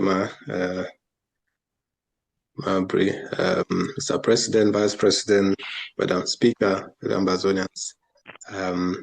Just a short intervention for my part. First of all, 21 gun salute to Gabonese and all our brave Ambazonia State Army who are bearing the brunt of this fight. We thank you very much. We can never thank you enough. From the Ethics Commission, I bring greetings and to remind us Ambazonians, as you have seen from our last issuance, last utterances, that we will be stricter going forward in light of what has happened, that the storm that the government successfully weathered with some wayward individuals who try to destabilize us. That said, we encourage that in every department and in every county, ethics commissions be set up, or at least one representative of the ethics commission of each county be sent to the ethics commission, so that we build a stronger central federal ethics commission, and we can then help solve cases in counties and LGAs with those people on board who know the terrain. So that will be my short intervention. And please let's be respectful of each other on our chat forums, which are virtually government offices, and failure to do so, you will hear from us from the Ethics Commission in a friendly manner. Thank you. Thank you so much, Comrade Ndula. Comrade iPhone Menas Azefo, followed by Blasius Awusan. Thank you very much, Madam Chairman, and I wish to congratulate the President and everybody who's intervened so far this afternoon. My urge to every one of us is that organizing the struggle means our LGAs must function fully, our counties must function fully, and that there should be enough communication between the counties and the zones and the central government, because this is what is going to eliminate some of the rubbish that people pour out as saying that the government represents nobody. That's my basic appeal, and it applies to not just the government, but to every member of this current meeting. Thank you very much. Thank you. Thank you so much. We've heard you. Thank you. Awesome. Comrade Blasius.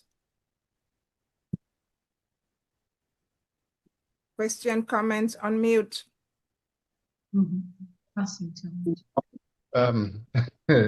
Thank you, Madam Moderator. Mr. President, Mr. Vice President, Madam Speaker, fellow comrade.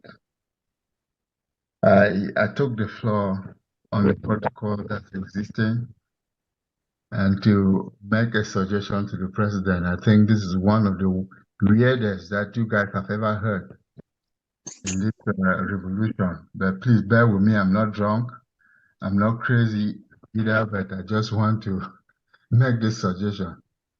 Mr. President, we know that Mr. Trump said he liked people who inflate his ego. And people had demonstrated that by flattering him and doing things that make him, like he likes when people honor him. Can we, the fast track our independence by suggesting that he become an honorary leader or an honorary president of Ambazonia? can we reach out to him and say we'll make the Trump currency or his Bitcoin the currency of Ambazonia? And by so doing, he would then be forced to recognize our country as an independent country. And that's just a suggestion, something that I wanted to suggest. I know it's wild, I know it's strange, but hey, you never know. It's good you recognize that it's strange and weird. Oh, God. Mr. President, you want to say something or we take one? I just want to say that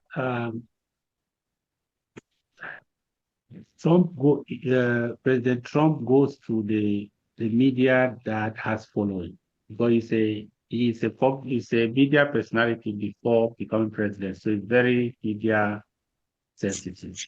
So he goes to those people who have certain numbers. If we have any personality that has about 2-3 million people as followers on Twitter or followers on Facebook, he will pay attention immediately because he knows that millions of people are talking about it. So we don't have that kind of number. We don't have any superstar that has even 5-6 million that can talk about something and he will get to his feed and you know that, oh, somebody's talking about it. So a lot of people have flattered him. I see countries where they have even raised monuments for him and so on. He has not mentioned it. But let me tell you something. He wrote the art of the deal, right? So deals are not made in public. If you really want to get his attention, if you are proposing any cosmetic recognition of him and things like that, well, if you get either his ear directly or somebody who has his ear. And so we have some reasonable. Can you mute, please? We have some reasonable things to say. We are following. We have official channels unofficial channels to get to him if that is an idea. But we are not going to be haphazard about it, because some of those things where his heart, MAGA heart, carries color, carries image, and move left and right, to give the impression that something is being done, but Trump doesn't even know about it. But we are going to be very, very intentional. Follow the channels that we are following, and if opportunity is given, we'll tell him some things that are not just flattery, but that are real. And when a dealer finds a deal, he will recognize it. So I know what we can do as far as that is concerned. Thank you so much. I have Shea Lewis and Mayor Carey. Shea Lewis. Shea Lewis and Mayor Carey, in that order. Unmute, please, and then I have a comment on chat that I want to read. Shea Lewis, go ahead. Hello. Hello. Yeah. Yeah. This is Comrade Shea Lewis from Bowie County. Okay. I will start by acknowledging the presence of our President, Vice President, Madam Speaker, distinguished guests, ladies and gentlemen. Before I ask my question, I would like to appeal to all Southern Cameroonians to know that as we are in a revolution, we are empowering institutions and not individuals. Because individuals will come and go, but institutions will stay there forever. When you see people following individuals, the end game is at the enemy's dragnet. And that's why I'm calling on all Ambazonians to stay away from these mushroom groups that La Republic is sponsoring, because it's aimed at keeping Ambazonia in arm's length so that they can be able to weaken us and destroy us. If you are from Southern Cameroon and you don't know your history, and you don't know how your enemy operates, it will be very difficult for you to win your enemy. Anybody who believes in total restoration quest must stick under the government of the Federal Republic of Southern Cameroon, under the stewardship of President Samuel Sako Ikome. So that's something that all of us must have in our minds. Now, concerning my question, yes, we have been in this war for 10 years. And I believe all of us, we need to look into the past, the present, and then we predict the future. Mr. President, what are we going to do this time around that we have not yet done for the past years? Is there something new that we're going to do this time around that can help remedy the situation on the ground? Because when you look at the way our people are reacting on home front, you see that most people are really frustrated. And we really need to make sure we have find a way that we can put them on that a right track. Like maybe let me say under control, so that we can be able to control our people, because that's something in a revolution that if you're not able to control your people, it will be difficult for them to follow instructions. And controlling your people, you have to make sure you have policies that can attract people. It's just like a good wine doesn't need advertisement. When you do the first advertisement, people will just come to your shop because they know that you sell the best wine. The same thing with the native doctor. So I'm pleading if you can come up with some measures that we can change from the policies that we have been using, or maybe add something to things that we have been doing. That way, it will help us to stop the colonial activities in Ambazonia territory. Because at war, I believe at war, we are not supposed to share anything with the enemy. The enemy is still bleeding in our territory like never before, eating everything, feeding fat, suppressing our people. If you saw what happened in Tico, you see that our people are really frustrated. And even in Bamili, where our people are carrying their problems back to the occupier, which is really frustrating. So I'm pleading, if there's something new that we can do this year more than before, I will appreciate it. Thank you. Thank you so much, Comrade Shea. Thank you. So, Mayor yes. Perry? Sorry, sir. Yes. One thing we learn every day is not necessarily to do different things, but to do what we do better because of what we have learned. So I can tell you that we have been knocking doors, but we are going to knock them differently. We have been making requests, maybe we're going to make them differently. We have been communicating, maybe we're going to communicate differently. We're going to focus differently. So we cannot upload everything that we are going to do now. But I want to tell you that whatever we have been doing, we are going to do it strategically because of the results we are set to achieve now.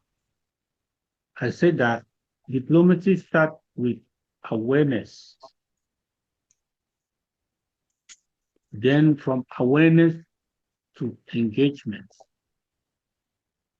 Then from engagement to action.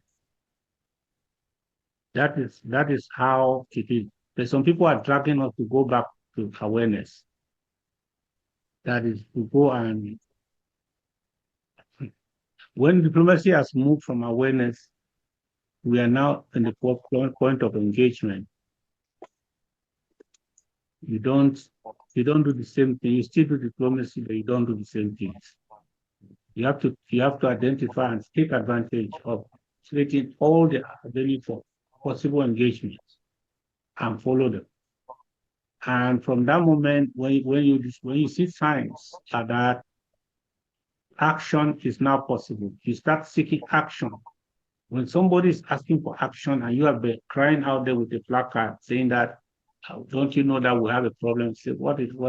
I was waiting for you here at 3 o'clock so we can do something. You are now crying out there. Is that what we discussed about?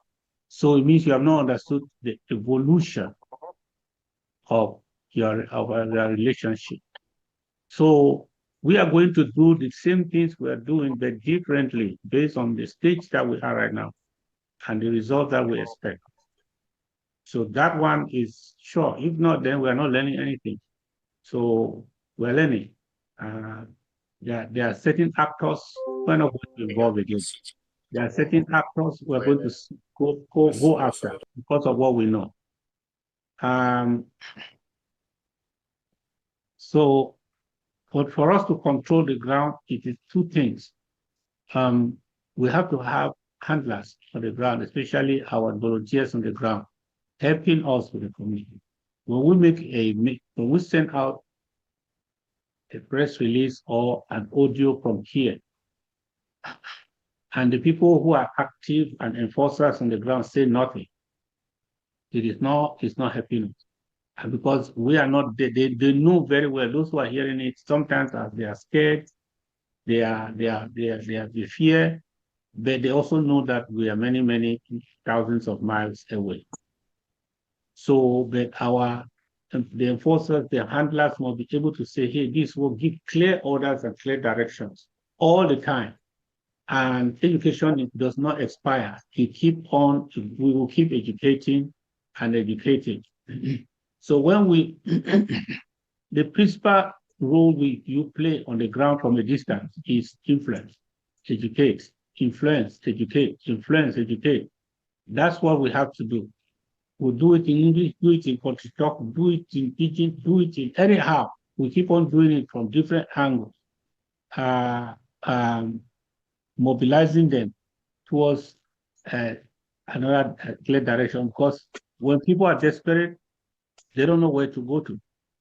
And when those people who are on the ground, they have not positioned themselves to help solve such problems, the people are stranded. What do? So education, educate the handlers and educate the people, populations. That's how we're going to focus. That's why I say we have our pidgin thing and we make use of this radio, and some people are even able to communicate some like what you said, we can communicate that in our different languages.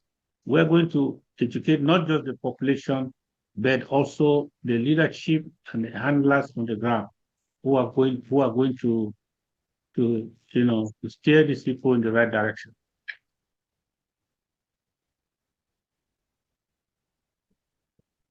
Thank you so much, sir. Thank you. Mayor Carey? Mayor Carey, unmute. Yes, if you hear me?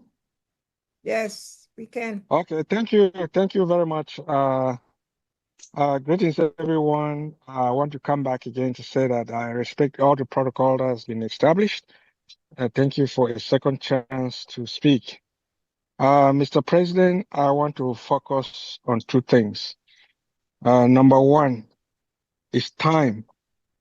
Number two is civil society. There are people out there who are propagating that because 10 years has passed and Ambazonia has not been a reality. And nobody has recognized Ambazonia, and no meaningful change has taken place. There are many out there who are using this passage of time to try to brainwash. That means that the cause is not worth fighting for. What I want to do, Mr. President, is to beg you. Is it possible that you can sit here now, use this opportunity to talk to our people? That person who is listening to you now from Garbo, that person who is listening to you now from Ikiliwindi, or the one who is in Mamu, can you talk to those people now and tell them that that is false? That if somebody steals your property and keep it for 100 years, it doesn't become theirs. That if somebody takes your daughter and doesn't pay bride price, even if they have delivered 5 children and grandchildren, it doesn't mean that that marriage is legal. It's very important that we remind our people about these things because time erases many things in people's mind, and people are using that to play games with the minds of our people. That's number one. Number two, one of the things that the occupier is doing is to try to manipulate civil society. When I say civil society, I mean our chiefdoms, I mean our fondoms. It means our religious institutions.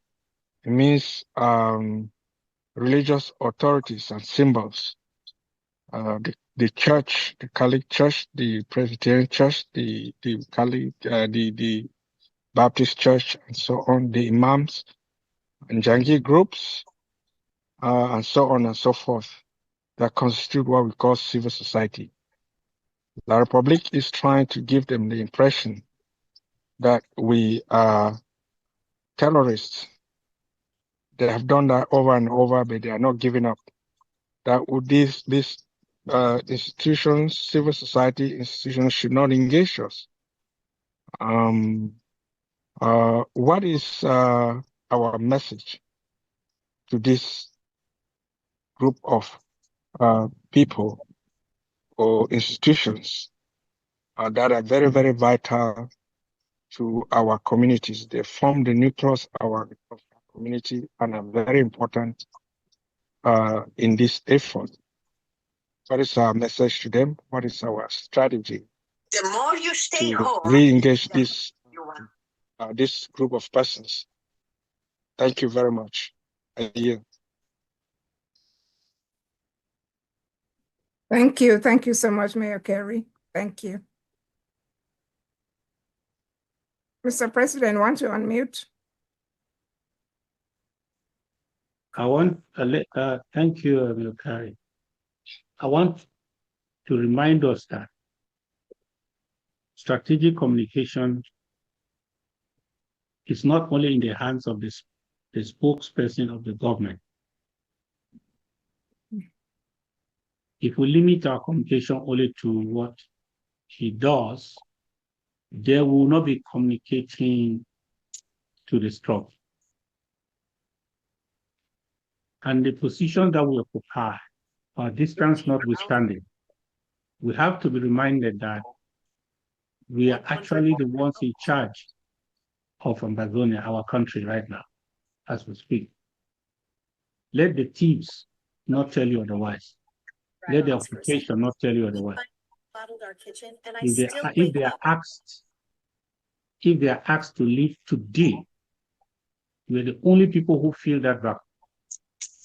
We are the leadership of Ambazonia. So if you are one of the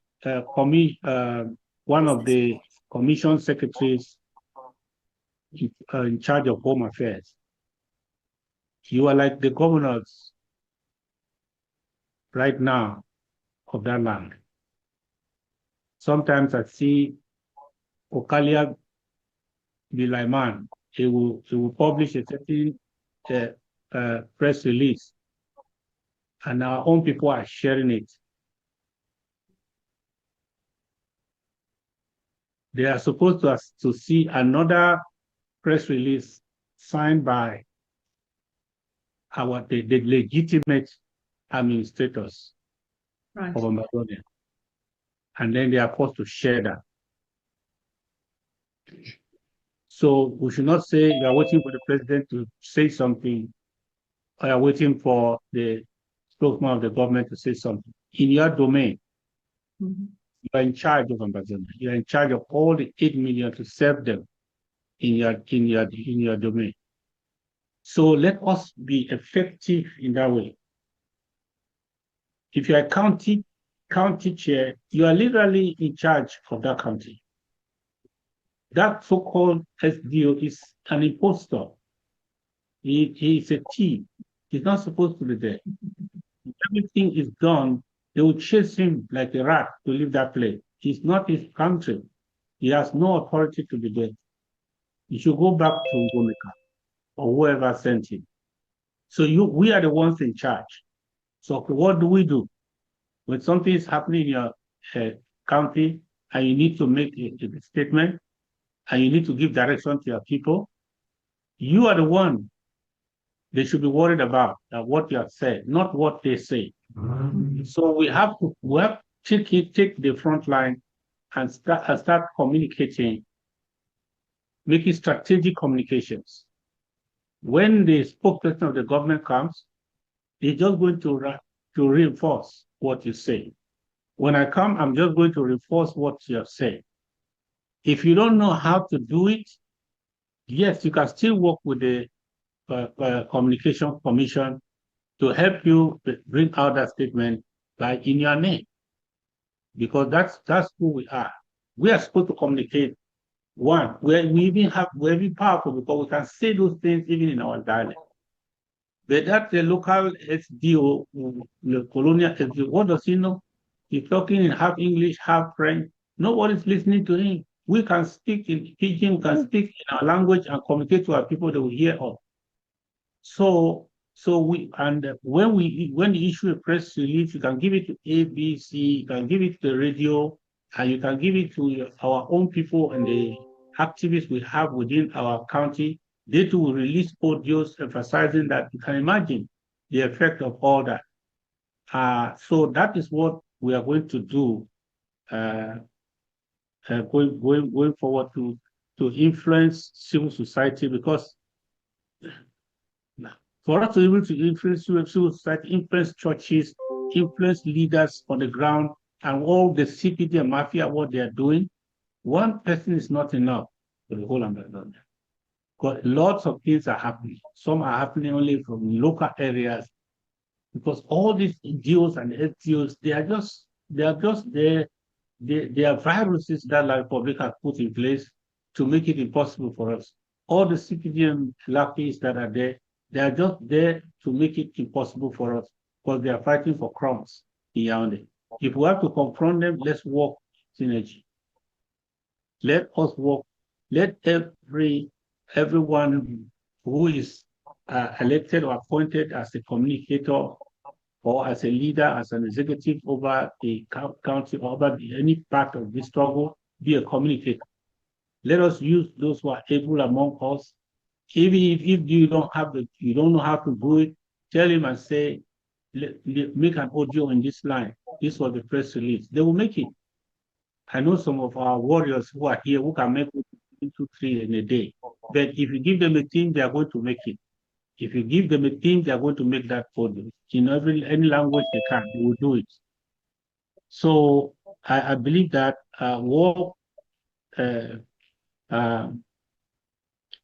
wartime communication is it must be daily and come from all different angles. We have to do it. If we do that, we'll be able to counter.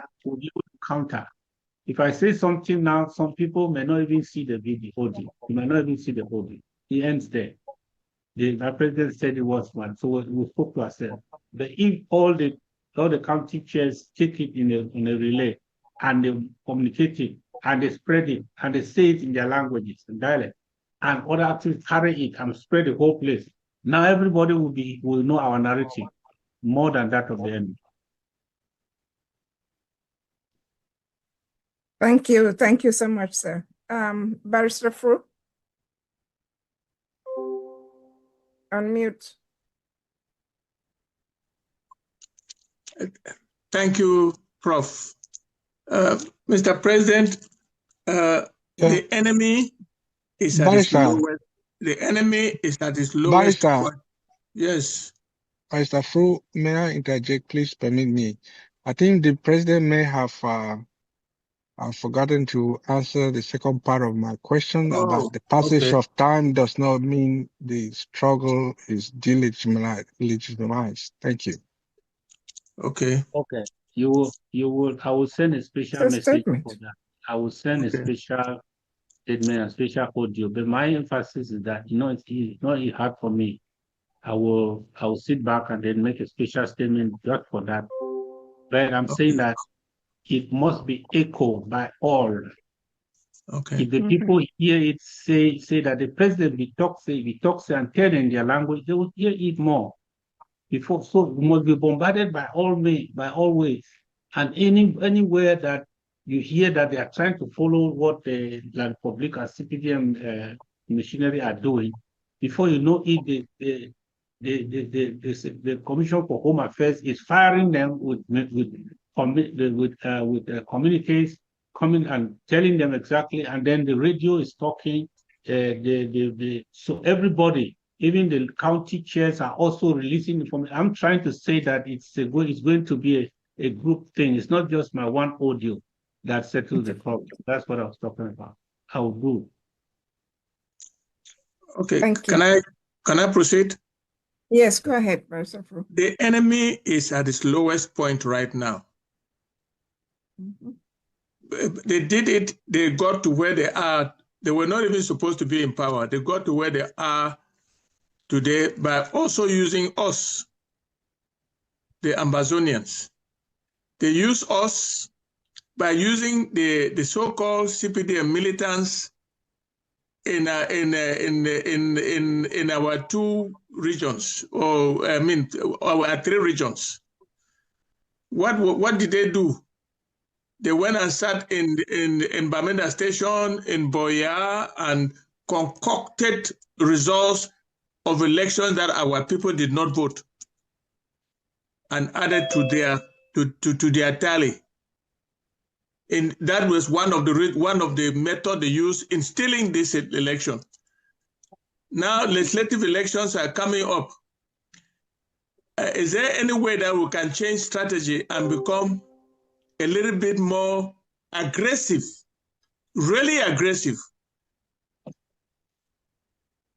Because it looks like we were not aggressive because we were, I don't know whether it's because of the fear of the Geneva Convention or whatever we were afraid of. We allowed them, particularly the CPDM militants in all our regions, to go and sit somewhere and concoct elections and pass them and use us. And everybody is saying that they won, the CPDM won the Northwest and the Southwest, to use their word. Legislative elections are coming. Can we develop another method of making sure that these people are dealt with before it happens? Because we didn't do much. We just asked our people to boycott, and we thought that the boycotting, our people listened to us, they boycotted. But they used us to steal the election. Okay. Okay, thank you. So, Barrister, we did much to stop the election. But what we did not do is to stop the stealing. And it's more difficult to stop the stealing for us where we are right now than to stop the elections. Because the problem is, where do they really steal? If they hear that we have mined the whole place, they can steal it in Douala, they can steal it in Yam, they can sit in their vehicle and steal it.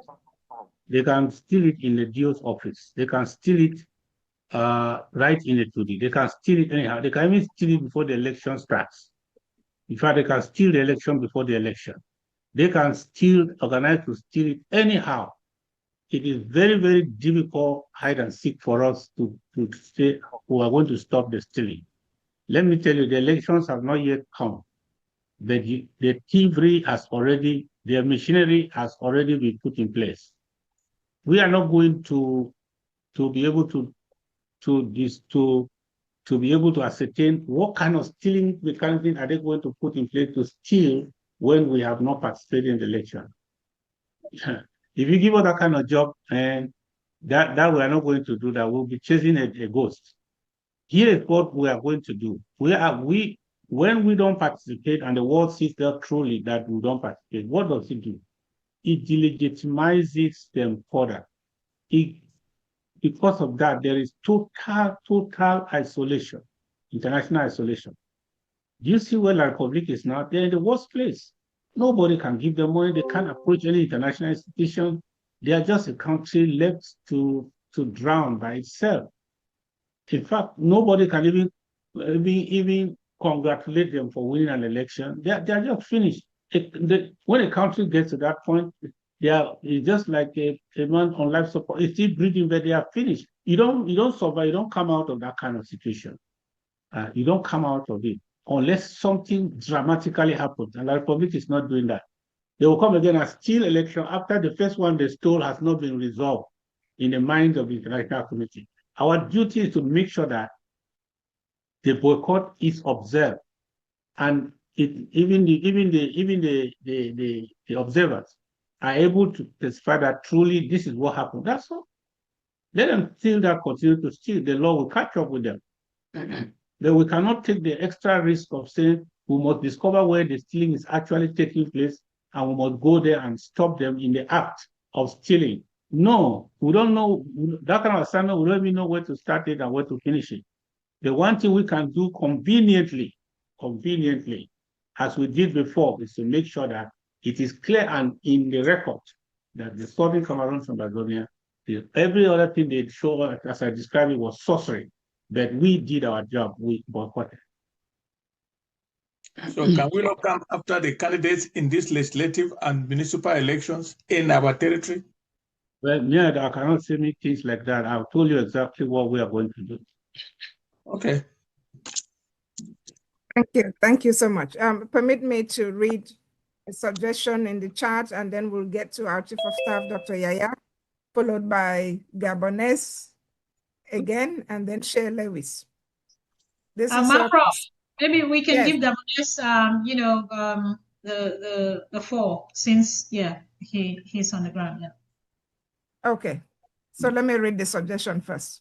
Okay. Mr. President, I am suggesting that this government addresses a powerful memo to the Vatican suggesting what we expect from the Pope or the Vatican this time around. They should go out latest this month end. The papal visit is scheduled for April, and the memo should get to the Vatican long before the Pope comes. That is a suggestion. Suggestion taken. Okay. Thank you, Comrade Timothy, for that suggestion. And then we have, let's see, a short question. Any assurance of protection for our Ambazonian refugees in the United States at this time? Any assurance of protection for our Ambazonian refugees in the United States? I guess that is in light of what is happening with ICE and other things that involve deportations and arrests. Yes. That's a question from Bisson. Okay. The issues we have, we are going to deal with them individually. But we don't know. Some of the Ambazonian refugees are just part of the Cameroonian refugees. So the way the Trump administration is doing on this issue, it is only the courts that can be able to probably stay execution of certain orders and avoid deportations when it has already happened. So on a case-by-case basis, we will know exactly each Ambazonian, in terms of their commitment also to the struggle, or their family, the struggle is involved. Then we can know what we can do. Some cases, we may have to write, but we are not going to write a blanket letter to say all Ambazonians fall in this category. Because we're going to be a case by case. If any of you here on this call who are known and identified in what we do, and therefore your people are being persecuted because of who we are and what and they find themselves in this situation, we can really do something that will be on a case-by-case basis. Otherwise, it has to be there are organizations, one of which I already know that sought to take legal actions against the decisions of the presidential orders to deport. Those organizations are civil society organizations. Some of our brothers are even involved in that litigation. Try to make the organization to sue to stop, to have the court issue a stay of execution or declare that order unconstitutional. So those measures are going on independent of us. We are just aware of them. We are not the initiators. But we can only do something when it is really our thing that we can really identify. I don't write documents with my signature for people I cannot vouch for. I've kept myself away from that. I'm not taking anybody's dime to write some pieces of papers. And that's what has disqualified some of our so-called leaders. If they're even afraid that they can even be deported right now because of the nonsense papers that they wrote for people. Right now, I can tell you that if we identify a case and it is one of ours, where you can get in touch with us, we will know exactly what we can do and allow the system to work. That's the way I can put it, because anytime we want to go for blanket action, we'll be spending our legal resources for people who will even insult us to the day after their freedom, or who probably don't even know what we are doing. They don't even care. So that's the way. I can tell you that if you're an Ambazonia, you have strong reason, and if you're involved in this struggle, somehow you're connected to it, and you find yourself in that situation as an Ambazonian, there are strong reasons that if we give our support, the judge might reconsider. But we are not going to do that and say for all Ambazonians. No. Thank you so much, sir. We're conscious of time. Madam Chief of Staff, are you there? Or you are ceding your position? Yes, I'm ceding my position to Gabonese. And okay. Yeah. All right. For the refugees, I want to say that they are not only in Nigeria, here, they are also in Nigeria. They are all over the world. And here and there, even right to Cyprus and so on, here and there, we are able, wherever they are, that we are really identified as Ambazonians. If we have to do something, we are doing it.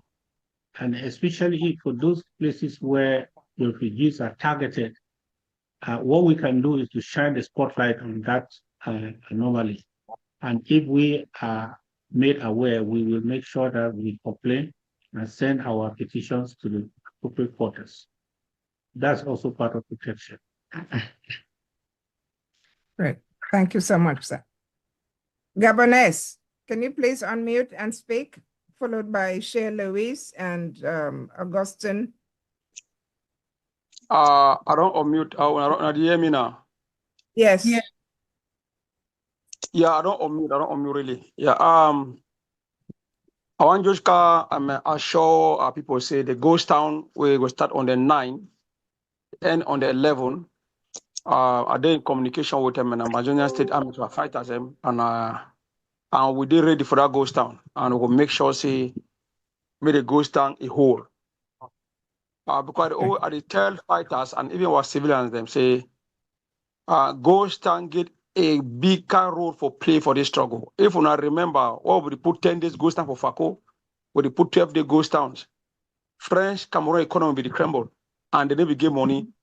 So ghost town you don't play a lot of role for this struggle.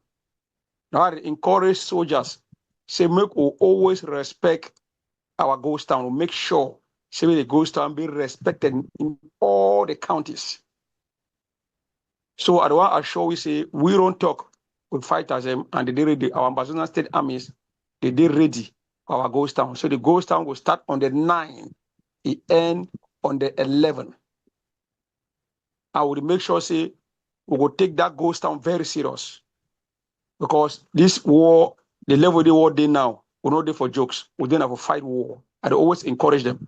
So we need to stand by our word for fight the enemy. So the ghost town, it will start on the 9th, it end on the 11th. As the federal government, if they give the announcement, or with the spokesperson will put them out there, and the fighter they be aware of the ghost that start on the 9th. So I want to come for another point again. We I'm a barrister Fu Johnson, barrister talking for here, barrister Fu Johnson talking for here. That's a very important way it talking for we for here. It talk concerning the election will happen for 2025, where the French Cameroon they claim say they would election for inside Ambazonia. Some problem they will make like an experienced fighter, where I know exactly what is happening. Something happen at the tell we fighters them. Where would they fight for the level they now for now 10 years into this fight? I don't believe say now you are chairperson who can't tell you say go fight this or go do this or go do that. Or now defense person who say go do this. We were there for battlefield. Now we get for draw with strategy. Make sure say make us succeed for our mission when it concerns this election. I talk personally, if I don't tell fight at them individually, say I will be so disappointed for some of them, because when I go tell me say election going to happen within our territory, and then I know here shot of guns all over the places as if it happened when 2021, 22, 2019. So what we people just talking for here because Geneva Convention, as you can say, Adolf Hitler where they cut people, where they keep people them. All these people, Obiangema where they cut the bride and never ask if the president today. Why the Geneva Convention no go follow? No go follow Obiangema for president. People don't keep people today. This is our freedom. I don't talk say if na so man like me, we go be radical against the enemy. As long as you put French Cameroon banner as a mayor, as a government, if I see you, I will shoot you in a close. I don't care, because these people they don't look as if it will be food and for their eye, because every day that one of the same thing. So all over say and say, I don't tell me I tell fight them say, if we don't take this so-called mayors, parliamentarians serious, and most of these parliamentarians, as I put a man make me be clear for we. They get some of the individual fighters and way they negotiate with them for back. They live on government salary for inside the Ambazonia struggle. Now, how will we get this problem for inside Ambazonia? No. I record the example because I know some of them where they are living under government bonds. But you know, go put the blame now for the diaspora over the federal government, say the federal government not done anything to me, this and that. You are the cause of your problem. Because if 2018, if I'm 19, all those elections in Cameroon, where they be carrying Ambazonia, they be get it hot.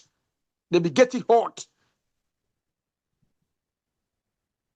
So we need for make sure, say make all the fighters, Ambazonian State Army for various areas of our county, we need to go back to the battlefield as Obede. Because these people where they go for municipal election, council election, they are staying in Ambazonia and they are moving around. Why? Because they get some now discuss all that strategy. Then one of them meeting I discuss that now. Yeah, so I'm just be talking about the population. You know. Yeah, so President, I don't want to just talk the one. I understand the talk, President. I just say we'll talk that one. But when I sure say the ghost town, it go home, and we'll try our best. But I just talk because the powerful just talk. So for the election issue, we'll, in short, I don't have to talk plenty. We'll do something this time around. Thank you very much. That's okay. Bye. Thank you, Gabonese. Shea Lewis. General, good evening, boss. I did follow you live for our state television. Can you please mute yourself? You are not speaking, please. Shea Lewis. Yes. I did follow you live for our state television. Talking in parables. Or add my voice to Barsa John, Fu John, so don't talk for here. With Gabonese, you don't talk. I want me all we know say for wartime, we get for prioritize our approach. And some saying they say if you want make tree dry, you get for target now the tab roots. Because when you cut tab roots for tree, that tree is dry. With the cut branches and move, no say that tree will continue to grow and it will be very difficult for that tree to dry. So I want to make all we invest more for the tab roots them. Because with the tab roots them, all the people that we Barrister Fusion saw the talk with Gabonese they talk for year, they know be able to breathe. Just imagine say if you not there for inside house, somebody lock back from Janga. What will happen? Hungry go kill you now. Now so we get for do this. Time on plenty. Thank you. Thank you. Thank you so much. Comrade Augustine.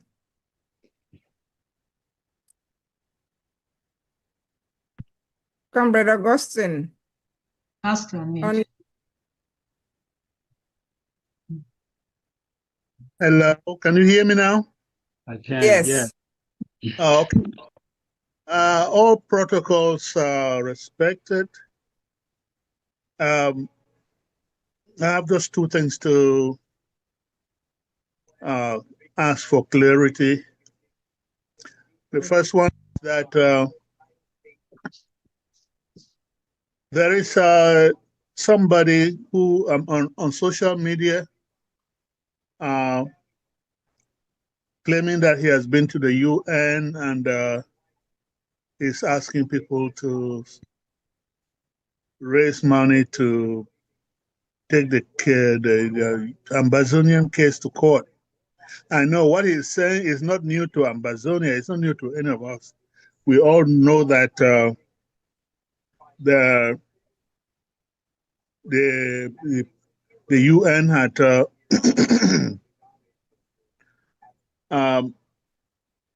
the UN had already let us know that that problem he's talking about exists. I just want the president to throw light on that or to say something that can help to stop people trying to, confusing between what we are doing and what that person is talking about. That is the first thing. And then the second thing is I wanted to know that when it is possible, some of our commissioners, the VP and the commissioners, should be, when we have a Zoom like this, we should be able to see them and know who we are, our leaders. At least we know that the president is always there. We should also know who is the vice, who are the commissioners. Okay, thank you. Those are the two things that I have. Yes, Comrade Augustine, thank you for the question.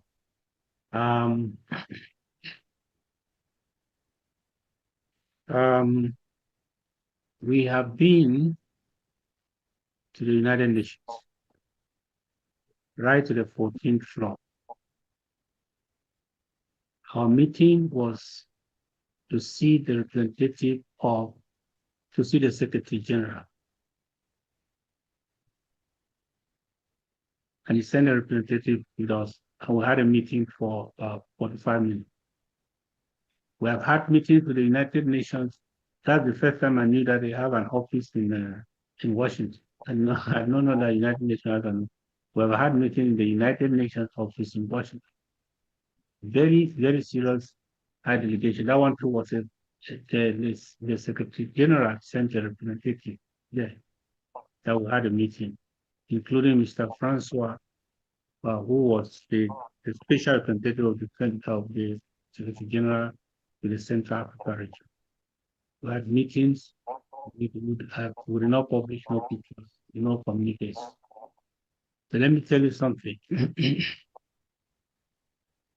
If somebody says that he just suddenly went to the United Nations now and he has found a solution, that makes sense. That really makes that's oversimplified. It's so oversimplified that I begin to suspect that something is not right, based on what I know. So The United Nations position is clear. That's why I said we should stop going to their office to go and demonstrate. The United Nations position on our case is that we have been fully decolonized. So that is what is in the archive. United Nations also, at the United Nations, we also noticed that all our correspondences, when I was the private secretary to Ambassador Fosun, we wrote letters that we took to the United Nations at the 2010, 2011. Since this struggle started, we had written and written letters. So those are letters that I posted. We went to the post office in Windsor Mill and posted them. But when this matter started that we went to the United Nations, we realized that all those letters are missing. Only one letter could be found in the archive. You know what? You know which one is it? It's the one that the wife of Sisiko wrote concerning the release of their husband. Every other letter we have written, everybody who says he has ever written to the United Nations, that thing went to the dustbin. It's not found anywhere.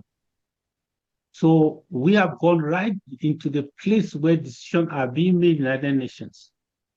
The only thing that we missed was my address of the fourth committee, which these spoilers destroyed it. That's the last thing that would have happened.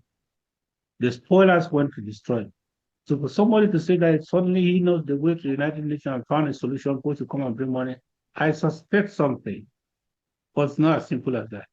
Their position is that we are decolonized, fully decolonized. Therefore, according to them, the solution will come from Yaoundé. That's their position, which we are challenging. Okay, United Nations will not help us. Because one other thing I discovered is that you cannot sue the United Nations. Have you heard something like that? They are the queen of the world. You cannot sue the United Nations. And United Nations does not go back to its decision to change. So that's why I say we should stop knocking the wrong door just to give impression that we are working or start deceiving the people. No. United Nations, the only solution now is that according for the United Nations, we have to tell about our right to self-determination. If we want to go that route, we're only going to tell them about our right to self-determination and then showcase the atrocity crimes of the other side. And then create a situation of peace and security, which have been created already, where they can intervene now for peace and security purposes, because they have a responsibility to protect according to their charters. So that is the way you get them involved. Anybody who said that he took our case as the 1961 and so on to United Nations, and the United Nations told him what to do, it's so simplified that I really want to really have a chat with that person and he tell me exactly what's the magic one, because that is not the way out. Now, the United Nations Human Rights Commission, when you involve them, you are actually trying to get the UN involved on the humanitarian side. You are trying to get them involved on the peace and security side. When the Human Rights Commission goes ahead and carries out an investigation and come up with findings, what is the logical thing? Is that they are going to the Security Council has to pass a resolution, maybe if they say for this necessity of protecting people and so on, they have to intervene, peacekeeping force and so on. That is the route. But the French too are there.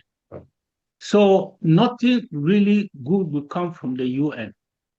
And to tell you the truth, if everything goes on the way it is going, in the next 5 years, there will be no United Nations as we know it. Because even their budget, they will not be able to cover their budget. So let us not begin to wait for a drowning horse. Let us go on a bilateral basis and identify the parties that are critical, like the UN, like some other US, like other countries that are critical for our objective. And let us also keep the fire burning, because La Republique, that the system is favoring because they say we are decolonized, we agreed, we signed this and that, or maybe we did not sign, but we belong to them. When they can say we cannot breathe, we are not breathing, we need to do something. The UN will tell you that whatever you agree to do, we endorse it. That's their position. Their position now is that these people are talking this and that and that and that. We have given you the power to do everything to crush them. But since you cannot more breathe and you are fainting and your country is almost collapsing, if people want to talk, all right, talk. Whatever you agree, United Nations will accept it. That's the truth. We in the 2012 wanted to take these people to the Hague. I mean, to the Hague, to the International Court of Justice, which is different from the ICC, with Ambassador Fossum. The lawyer asked for $250,000. By then, this problem has not even started. So is that how much money the guy wants to, something like that, to take them to ICJ? ICJ will give a ruling, but it is not enforceable by law. It is an opinion that will probably be of influence in the international community. They will rule, and so what? If the stakeholders, the national stakeholders, are not ready to implement that, it will just be a ruling, another ruling. So where's the money? I wish there was some billionaires here who could sign that and we'll try that. We already know that route. See, can tell you that. Just so that the ICJ can come and which they deal only mostly on treaties and help us to identify who was on the east of Nigeria by the time they had independence, and who was on the east of on the west of Cameroon by the time they had, so that they can identify the treaties that were signed with the constitutions that were signed, the treaty before even the independence of this and that. They can interpret those treaties and identify who has authority. But even their ruling will just be an opinion, a strong opinion. If the stakeholders don't decide, nothing happens. So we have to take our actions, our destiny in our hands. We are not going to dance that dance to say, contribute some money, let some lawyers come and give us Ambazonia. It will not work. I'm not anti-pessimist. I can tell you where our resources can be better invested and cut the breath off La République du Cameroon and make them see that it is better for us to talk than to show power again. You cannot show power. You are to show power. 7 years is a threshold. If they are giving up to 7 years, you should be able to solve that rebellion in your country. Otherwise, it is clearly stated that you cannot survive it. You cannot conquer it. They will be pushing you towards dialogue, and that's why they are forcing it now. They don't believe anything like the public is saying that they can resolve the problem. So I think the only reason why we don't yet have La République on the table, one of the reasons, not the only reason, one of the reasons is that there is a vacancy here. The person who answered the call on the other side is either a comedian or somebody sitting there on his behalf. The real person that's supposed to answer that call, and they can even hit the table and say, "Are you hearing me? Do this now." The person is not there. So that's why. But things are happening, and the country is sinking.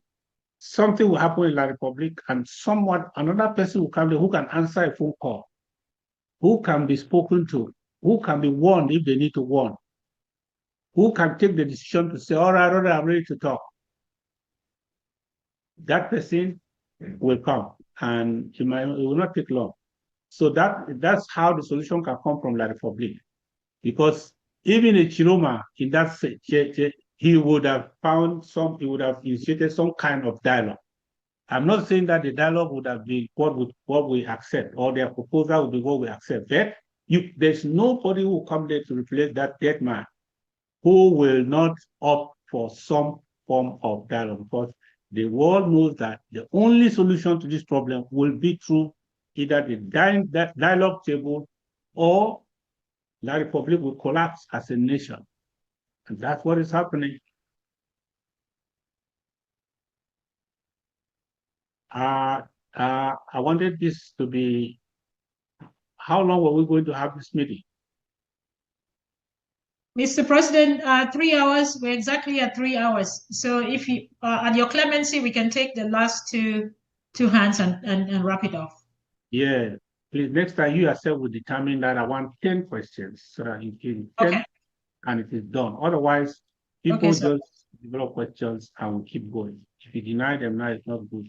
Yeah, last two hands, please. No raising. Prof, sorry. Muted. Muted. You're muted. Prof, we can't hear you. Yeah, no, I was saying, sorry.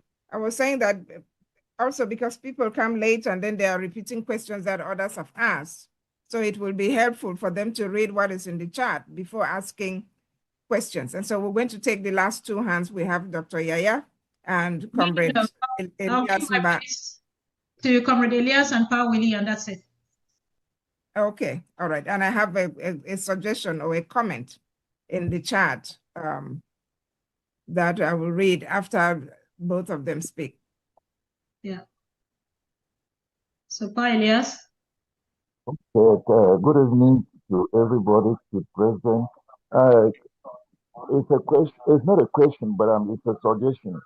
I just want to say the government should have a commission of people that can reconcile people, because we have seen that a lot of people are going out of the federal government. It's not to do it publicly. At least we should be communicating, even do it like American politics. We are not enemies. So some of those people that are going out, they help to destabilize the government.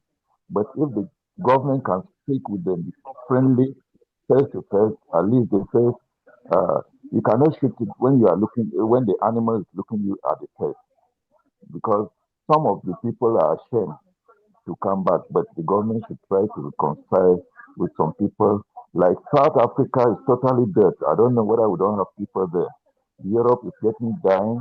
It's only America now. And you know, in America, it's like this, where the foundation of our government is.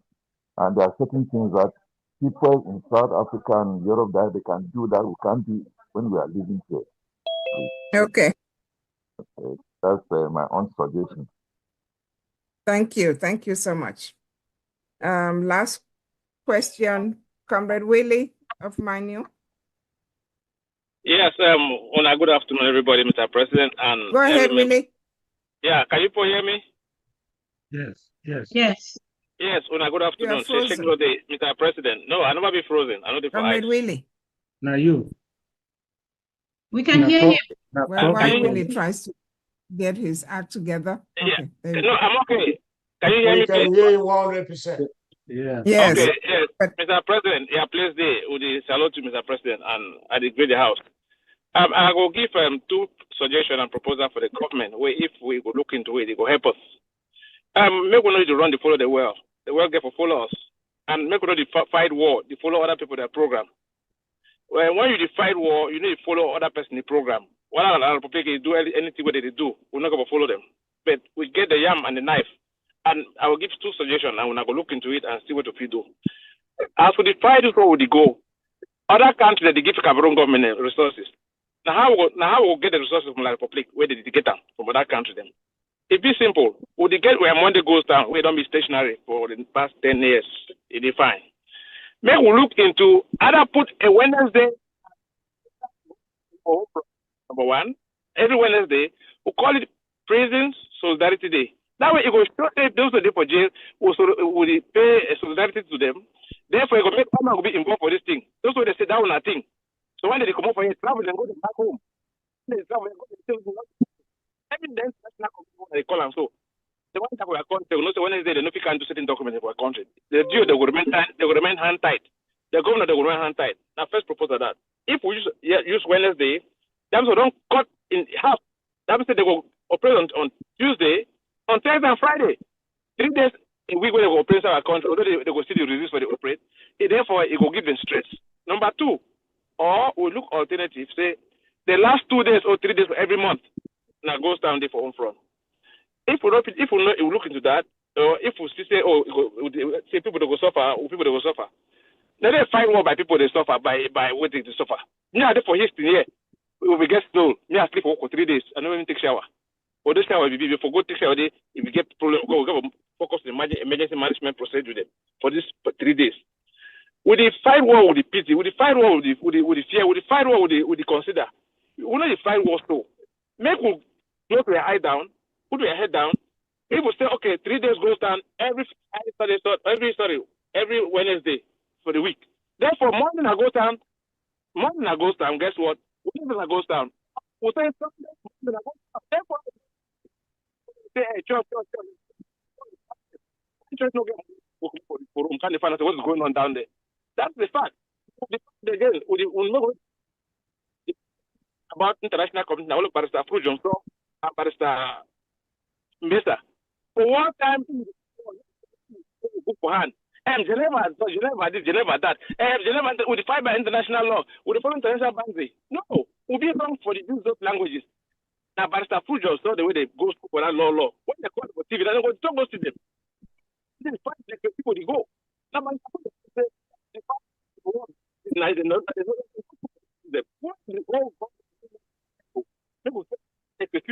fight they go, every way they move up. Maybe not say go and go talk back. No, you want nothing for the country. We don't fight the go. So they say that one nothing. Now because the enemy capitalize on my brother, my sister, my this. Before I give another floor again, the other two way we are Ambazonia to divert them. We there for this war so make we not put sister for front or put brother. You are not my brother, you are not my sister. Although we sister and brother for DNA. But now when I time for war for decision, me I like Masara, excuse my language for calling him. He said, Chairman, you are wrong on this part. Let's go this way. Let's do this. Let's do this. No, Masara. Let's do this. Would they argue at the end of the day? Guess what? We come to a certain thing. We go make my head to go think for that kind of direction. Make we agree to disagree. You know me say if you quarrel with me, I don't talk to you again. No, you go say, hey, Willie, this way do so. I suggest this. I suggest this. Okay. You know me say a suggestion go for be taken. I suggest sometimes president he go take us and he go take up. But you know me say I go vex because president not take my suggestion. I don't talk with you again. No. Before we come to revolution, he get the own priority, he get the own thing. The way they sit in them, it is different than my own. So make we look into increasing the gold stand for home front. That one it go heavy for safe money because when Cameroon go get 50 million for some side, therefore the people don't come for as a business specialist myself. When we look fight war in a business manner, you get a gift Cameroon government 50 million. We Ambazonia and Wednesday will just lock our place. Therefore, they are investors. Don't think I invest those days. It will drive investors them away. We got to make things for drive investors. Once we drive investor, Cameroon government want to borrow money. They say, why should we give you? They say, they say no, they operate not 3 days a week, and nobody want to invest for the way they operate 3 days a week. That's on Tuesday or Wednesday, so on Tuesday, on Thursday, and Friday. They will say, well, I know invest for your country. Cameroon government will fool them because why? For grounding the show. Now, because of this war, some people will ask and say, Mr. President, for these 10 years, who will they go? Me, I go Adam. For these 10 years, as President, I couldn't guide me. Before, when I never ever see Duke for office, come out for ground. Now for home front, I see Duke, they come up for office. When they come for ground, can't talk for population. When I say and say, fire day for the last. Before, when I never see commissioner 5-star, they can't start for talk for people. Now for home front, when I see them. Before, when I never see people, they woke up as I say, we no go green, no, you want to talk army, they catch them, shoot them, slap them. Now our population, they come out. Now because of all we hear, and under President Sako leadership, where they deal with that courage, that encouragement, it make people for granted, it boosts their morale. We county coordinator, as a county coordinator, you be president for your county. As a LGA chairperson, you be president for your LGA. GO go put order, say tomorrow, but the guy cannot go work. You county coordinator, you just do quiet. You don't talk nothing. Even if it's therefore, GO power over do it. It don't give the power for your hand. Execute them. When you put the community, no, this. Will you wrap up, please? Wrap up. Willie, your voice is breaking. You want to round up? Yes. Sorry, make a wrap up. I will thank on all. But maybe we'll look into this proposal them and see if we fit implement them. Because if you ask the whole front, they will say no. Now the government will take a position and implement them, and then we will see how the people know will follow. You know, start automatic debate. Small we will reinforce them until we go come through. May Okay. God bless you. Yeah. Okay. Thank you. Thank you. There's a comment on the chat. You already comment, so I take my final. I take my final. Please. Okay, all right. Let me read the comment. This is a comment from Comrade Law. It says county coordinators and LGA chairs are somehow reluctant in the affairs of Ambazonia. County chairs should be the most effective group of people in the struggle. I suggest that county chairs and coordinators should present their monthly reports on ABC TV for update and participation in the revolution. That's it. Well, let me start with the last. Let me start with the last. Even if it's not a report on the TV, they should be able to be heard. It's good for them to be heard. Right. I used to have a program called County Roots. Part of accountability is for you to talk to your people. Because for what you think it's a small thing, for them it's a big thing. They want to know and see their leader. So if we can do that, go back to that place where people have a chance to make their own voices heard on the ground and know that they're talking to somebody who's listening to them, who is the first layer of leaders in this struggle, that would be a great thing. Encourage that. That for reports, let them remain in-house, because some of the reports are not the kind of reports that you need to put on the television. Now,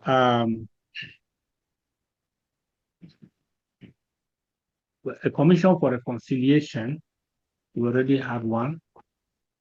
Okay, let me tell you that there are some people that did not just leave us, but they break the bridge. So you don't even know how to cross, whether it's by canoe or by what means you cross before you go and get to them.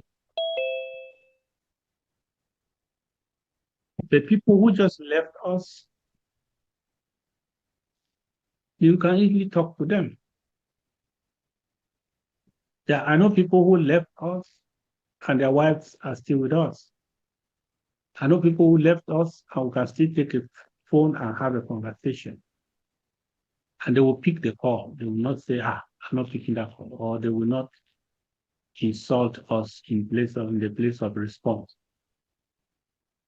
Those ones I encourage in this era of remobilization to reach out to them. There are some people that have broken the bridge of trust. Let me tell you this. If I have known you, and you have known me, of course we might disagree. But let me tell you something. Even after we disagree, I cannot lie about you. I can't lie. I can forget about something and say something that I did not really remember, that I cannot lie about. I cannot fabricate a whole new thing with the purpose of assassinating your character. When you do that, that's what I call breaking the bridges. When you disagree is okay. But when you go to that extent, because you want to bring somebody down, or you want to bring the government down, even when you reconcile, cannot be trusted again. For me, I cannot even believe you again. I don't know what I can do to believe such a person again. It doesn't matter how we smile, whatever dinner we take, whatever cake we break together, I cannot trust you again. So how can we work together? So I'm encouraging, I'm just giving us a clue for the people who will go out there. Like the Home Commission is doing a fantastic job of reaching out.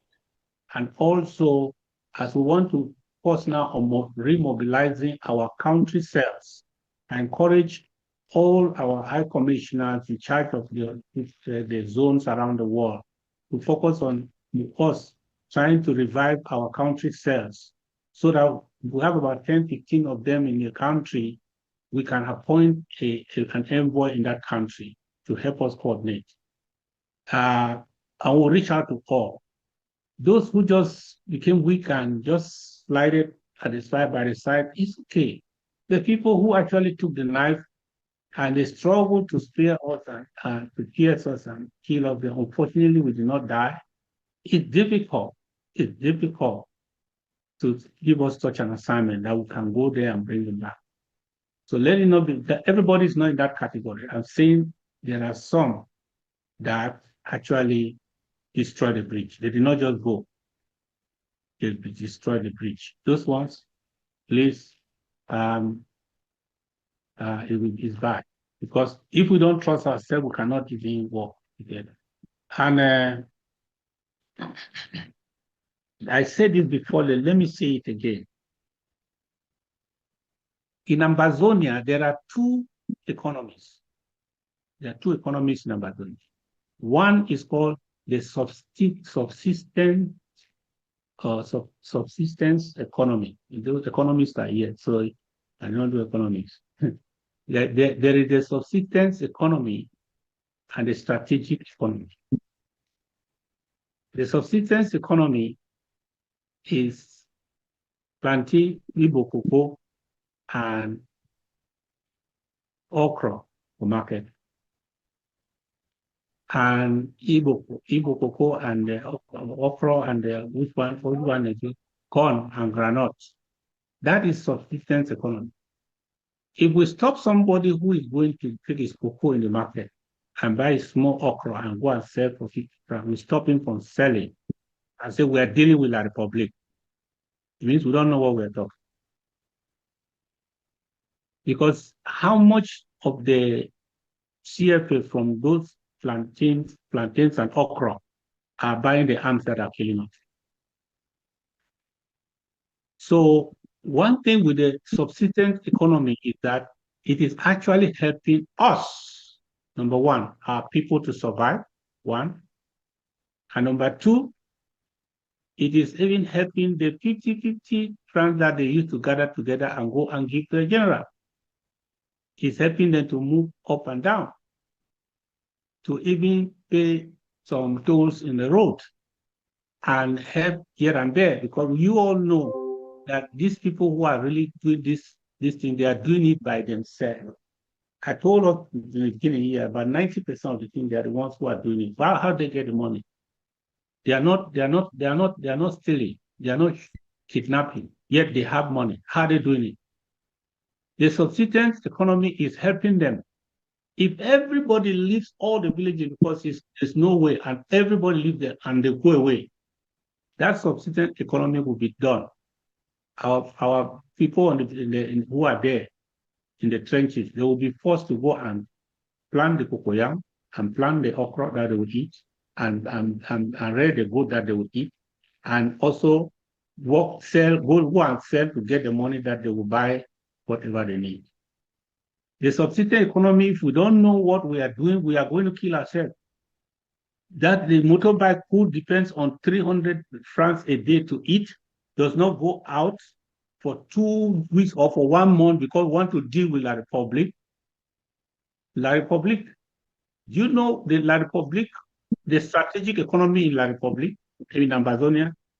It is the timber. It is the cocoa. It is CDC. It is palm oil. It is that this man Tole. That is the strategic economy. That's the economy that is putting money in the hands of the Republic against us. If we don't surgically go after that, we only make a blanket punishment for everybody that needs 50 francs. Do you know what it means if you live by 200 francs a day and you don't have to go to work for 1 month? You want to tell me that I should say that it doesn't matter? No. Those people will simply just run away. They will not have that 200 to give. If they hear that the general says they should collect money, everybody give 1,000. They will not have the 1,000. So let us identify which economy is favoring us. In Ambazonia, the subsistence economy is helping us. in Ambazonia, the strategic economy is helping La Republic. I may be wrong, but this is my analysis. The strategic economy is not helping us, but the subsistence economy is what is helping us. If we are still fighting today, the subsistence economy that is helping us. So we are going to be very careful so that everybody does not run away from our territory, and thereby we will go even lower in resources on the ground. That's the truth. So, but that's why before we make anything like a ghost town, let us give the people a justification. The people are not, they are not obeying the ghost towns because we are able to come and catch everybody who disobey ghost town everywhere, all the 8 million people. No, that's not reason. They believe in this struggle. That's their own weapon and their own contribution to make sure that we succeed. So that's why we'll find a way. We always want to sell it to them so that they own it. We tell them that this is the reason. This 11 February, this is the reason. Not if you come, if we see you come, if we see you, that's not how this ghost town started. They started it. They started as part of their civil disobedience to register their discontent, to say no to the authorities. And that is the only way it can be sustained.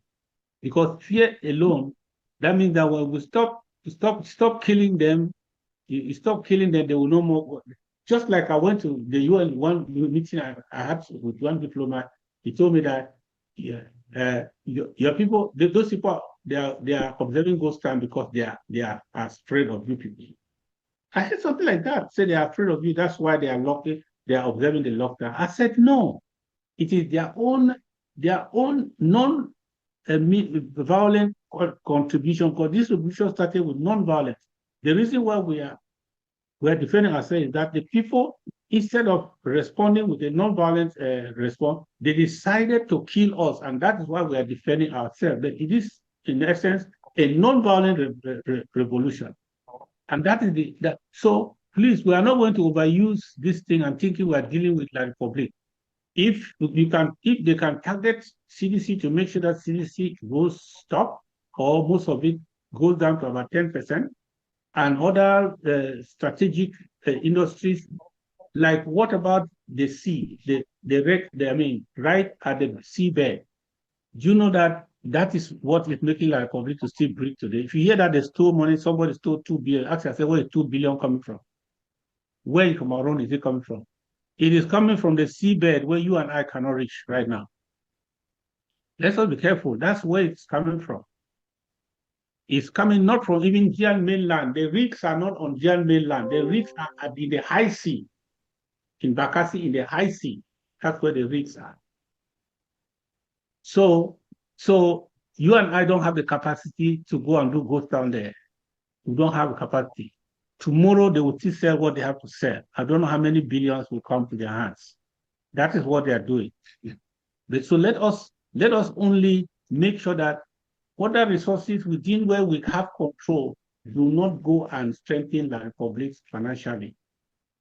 But let us segregate. Otherwise, we're shooting ourselves on the foot and praising ourselves that we are dealing with the bee. You think the bee salary comes from the Guza market? No. It doesn't come from there. They know where it comes from. It does not come from there, from Kumbo main market. That's not where their salary comes from. But we know where our own come from. Let us be very strategic.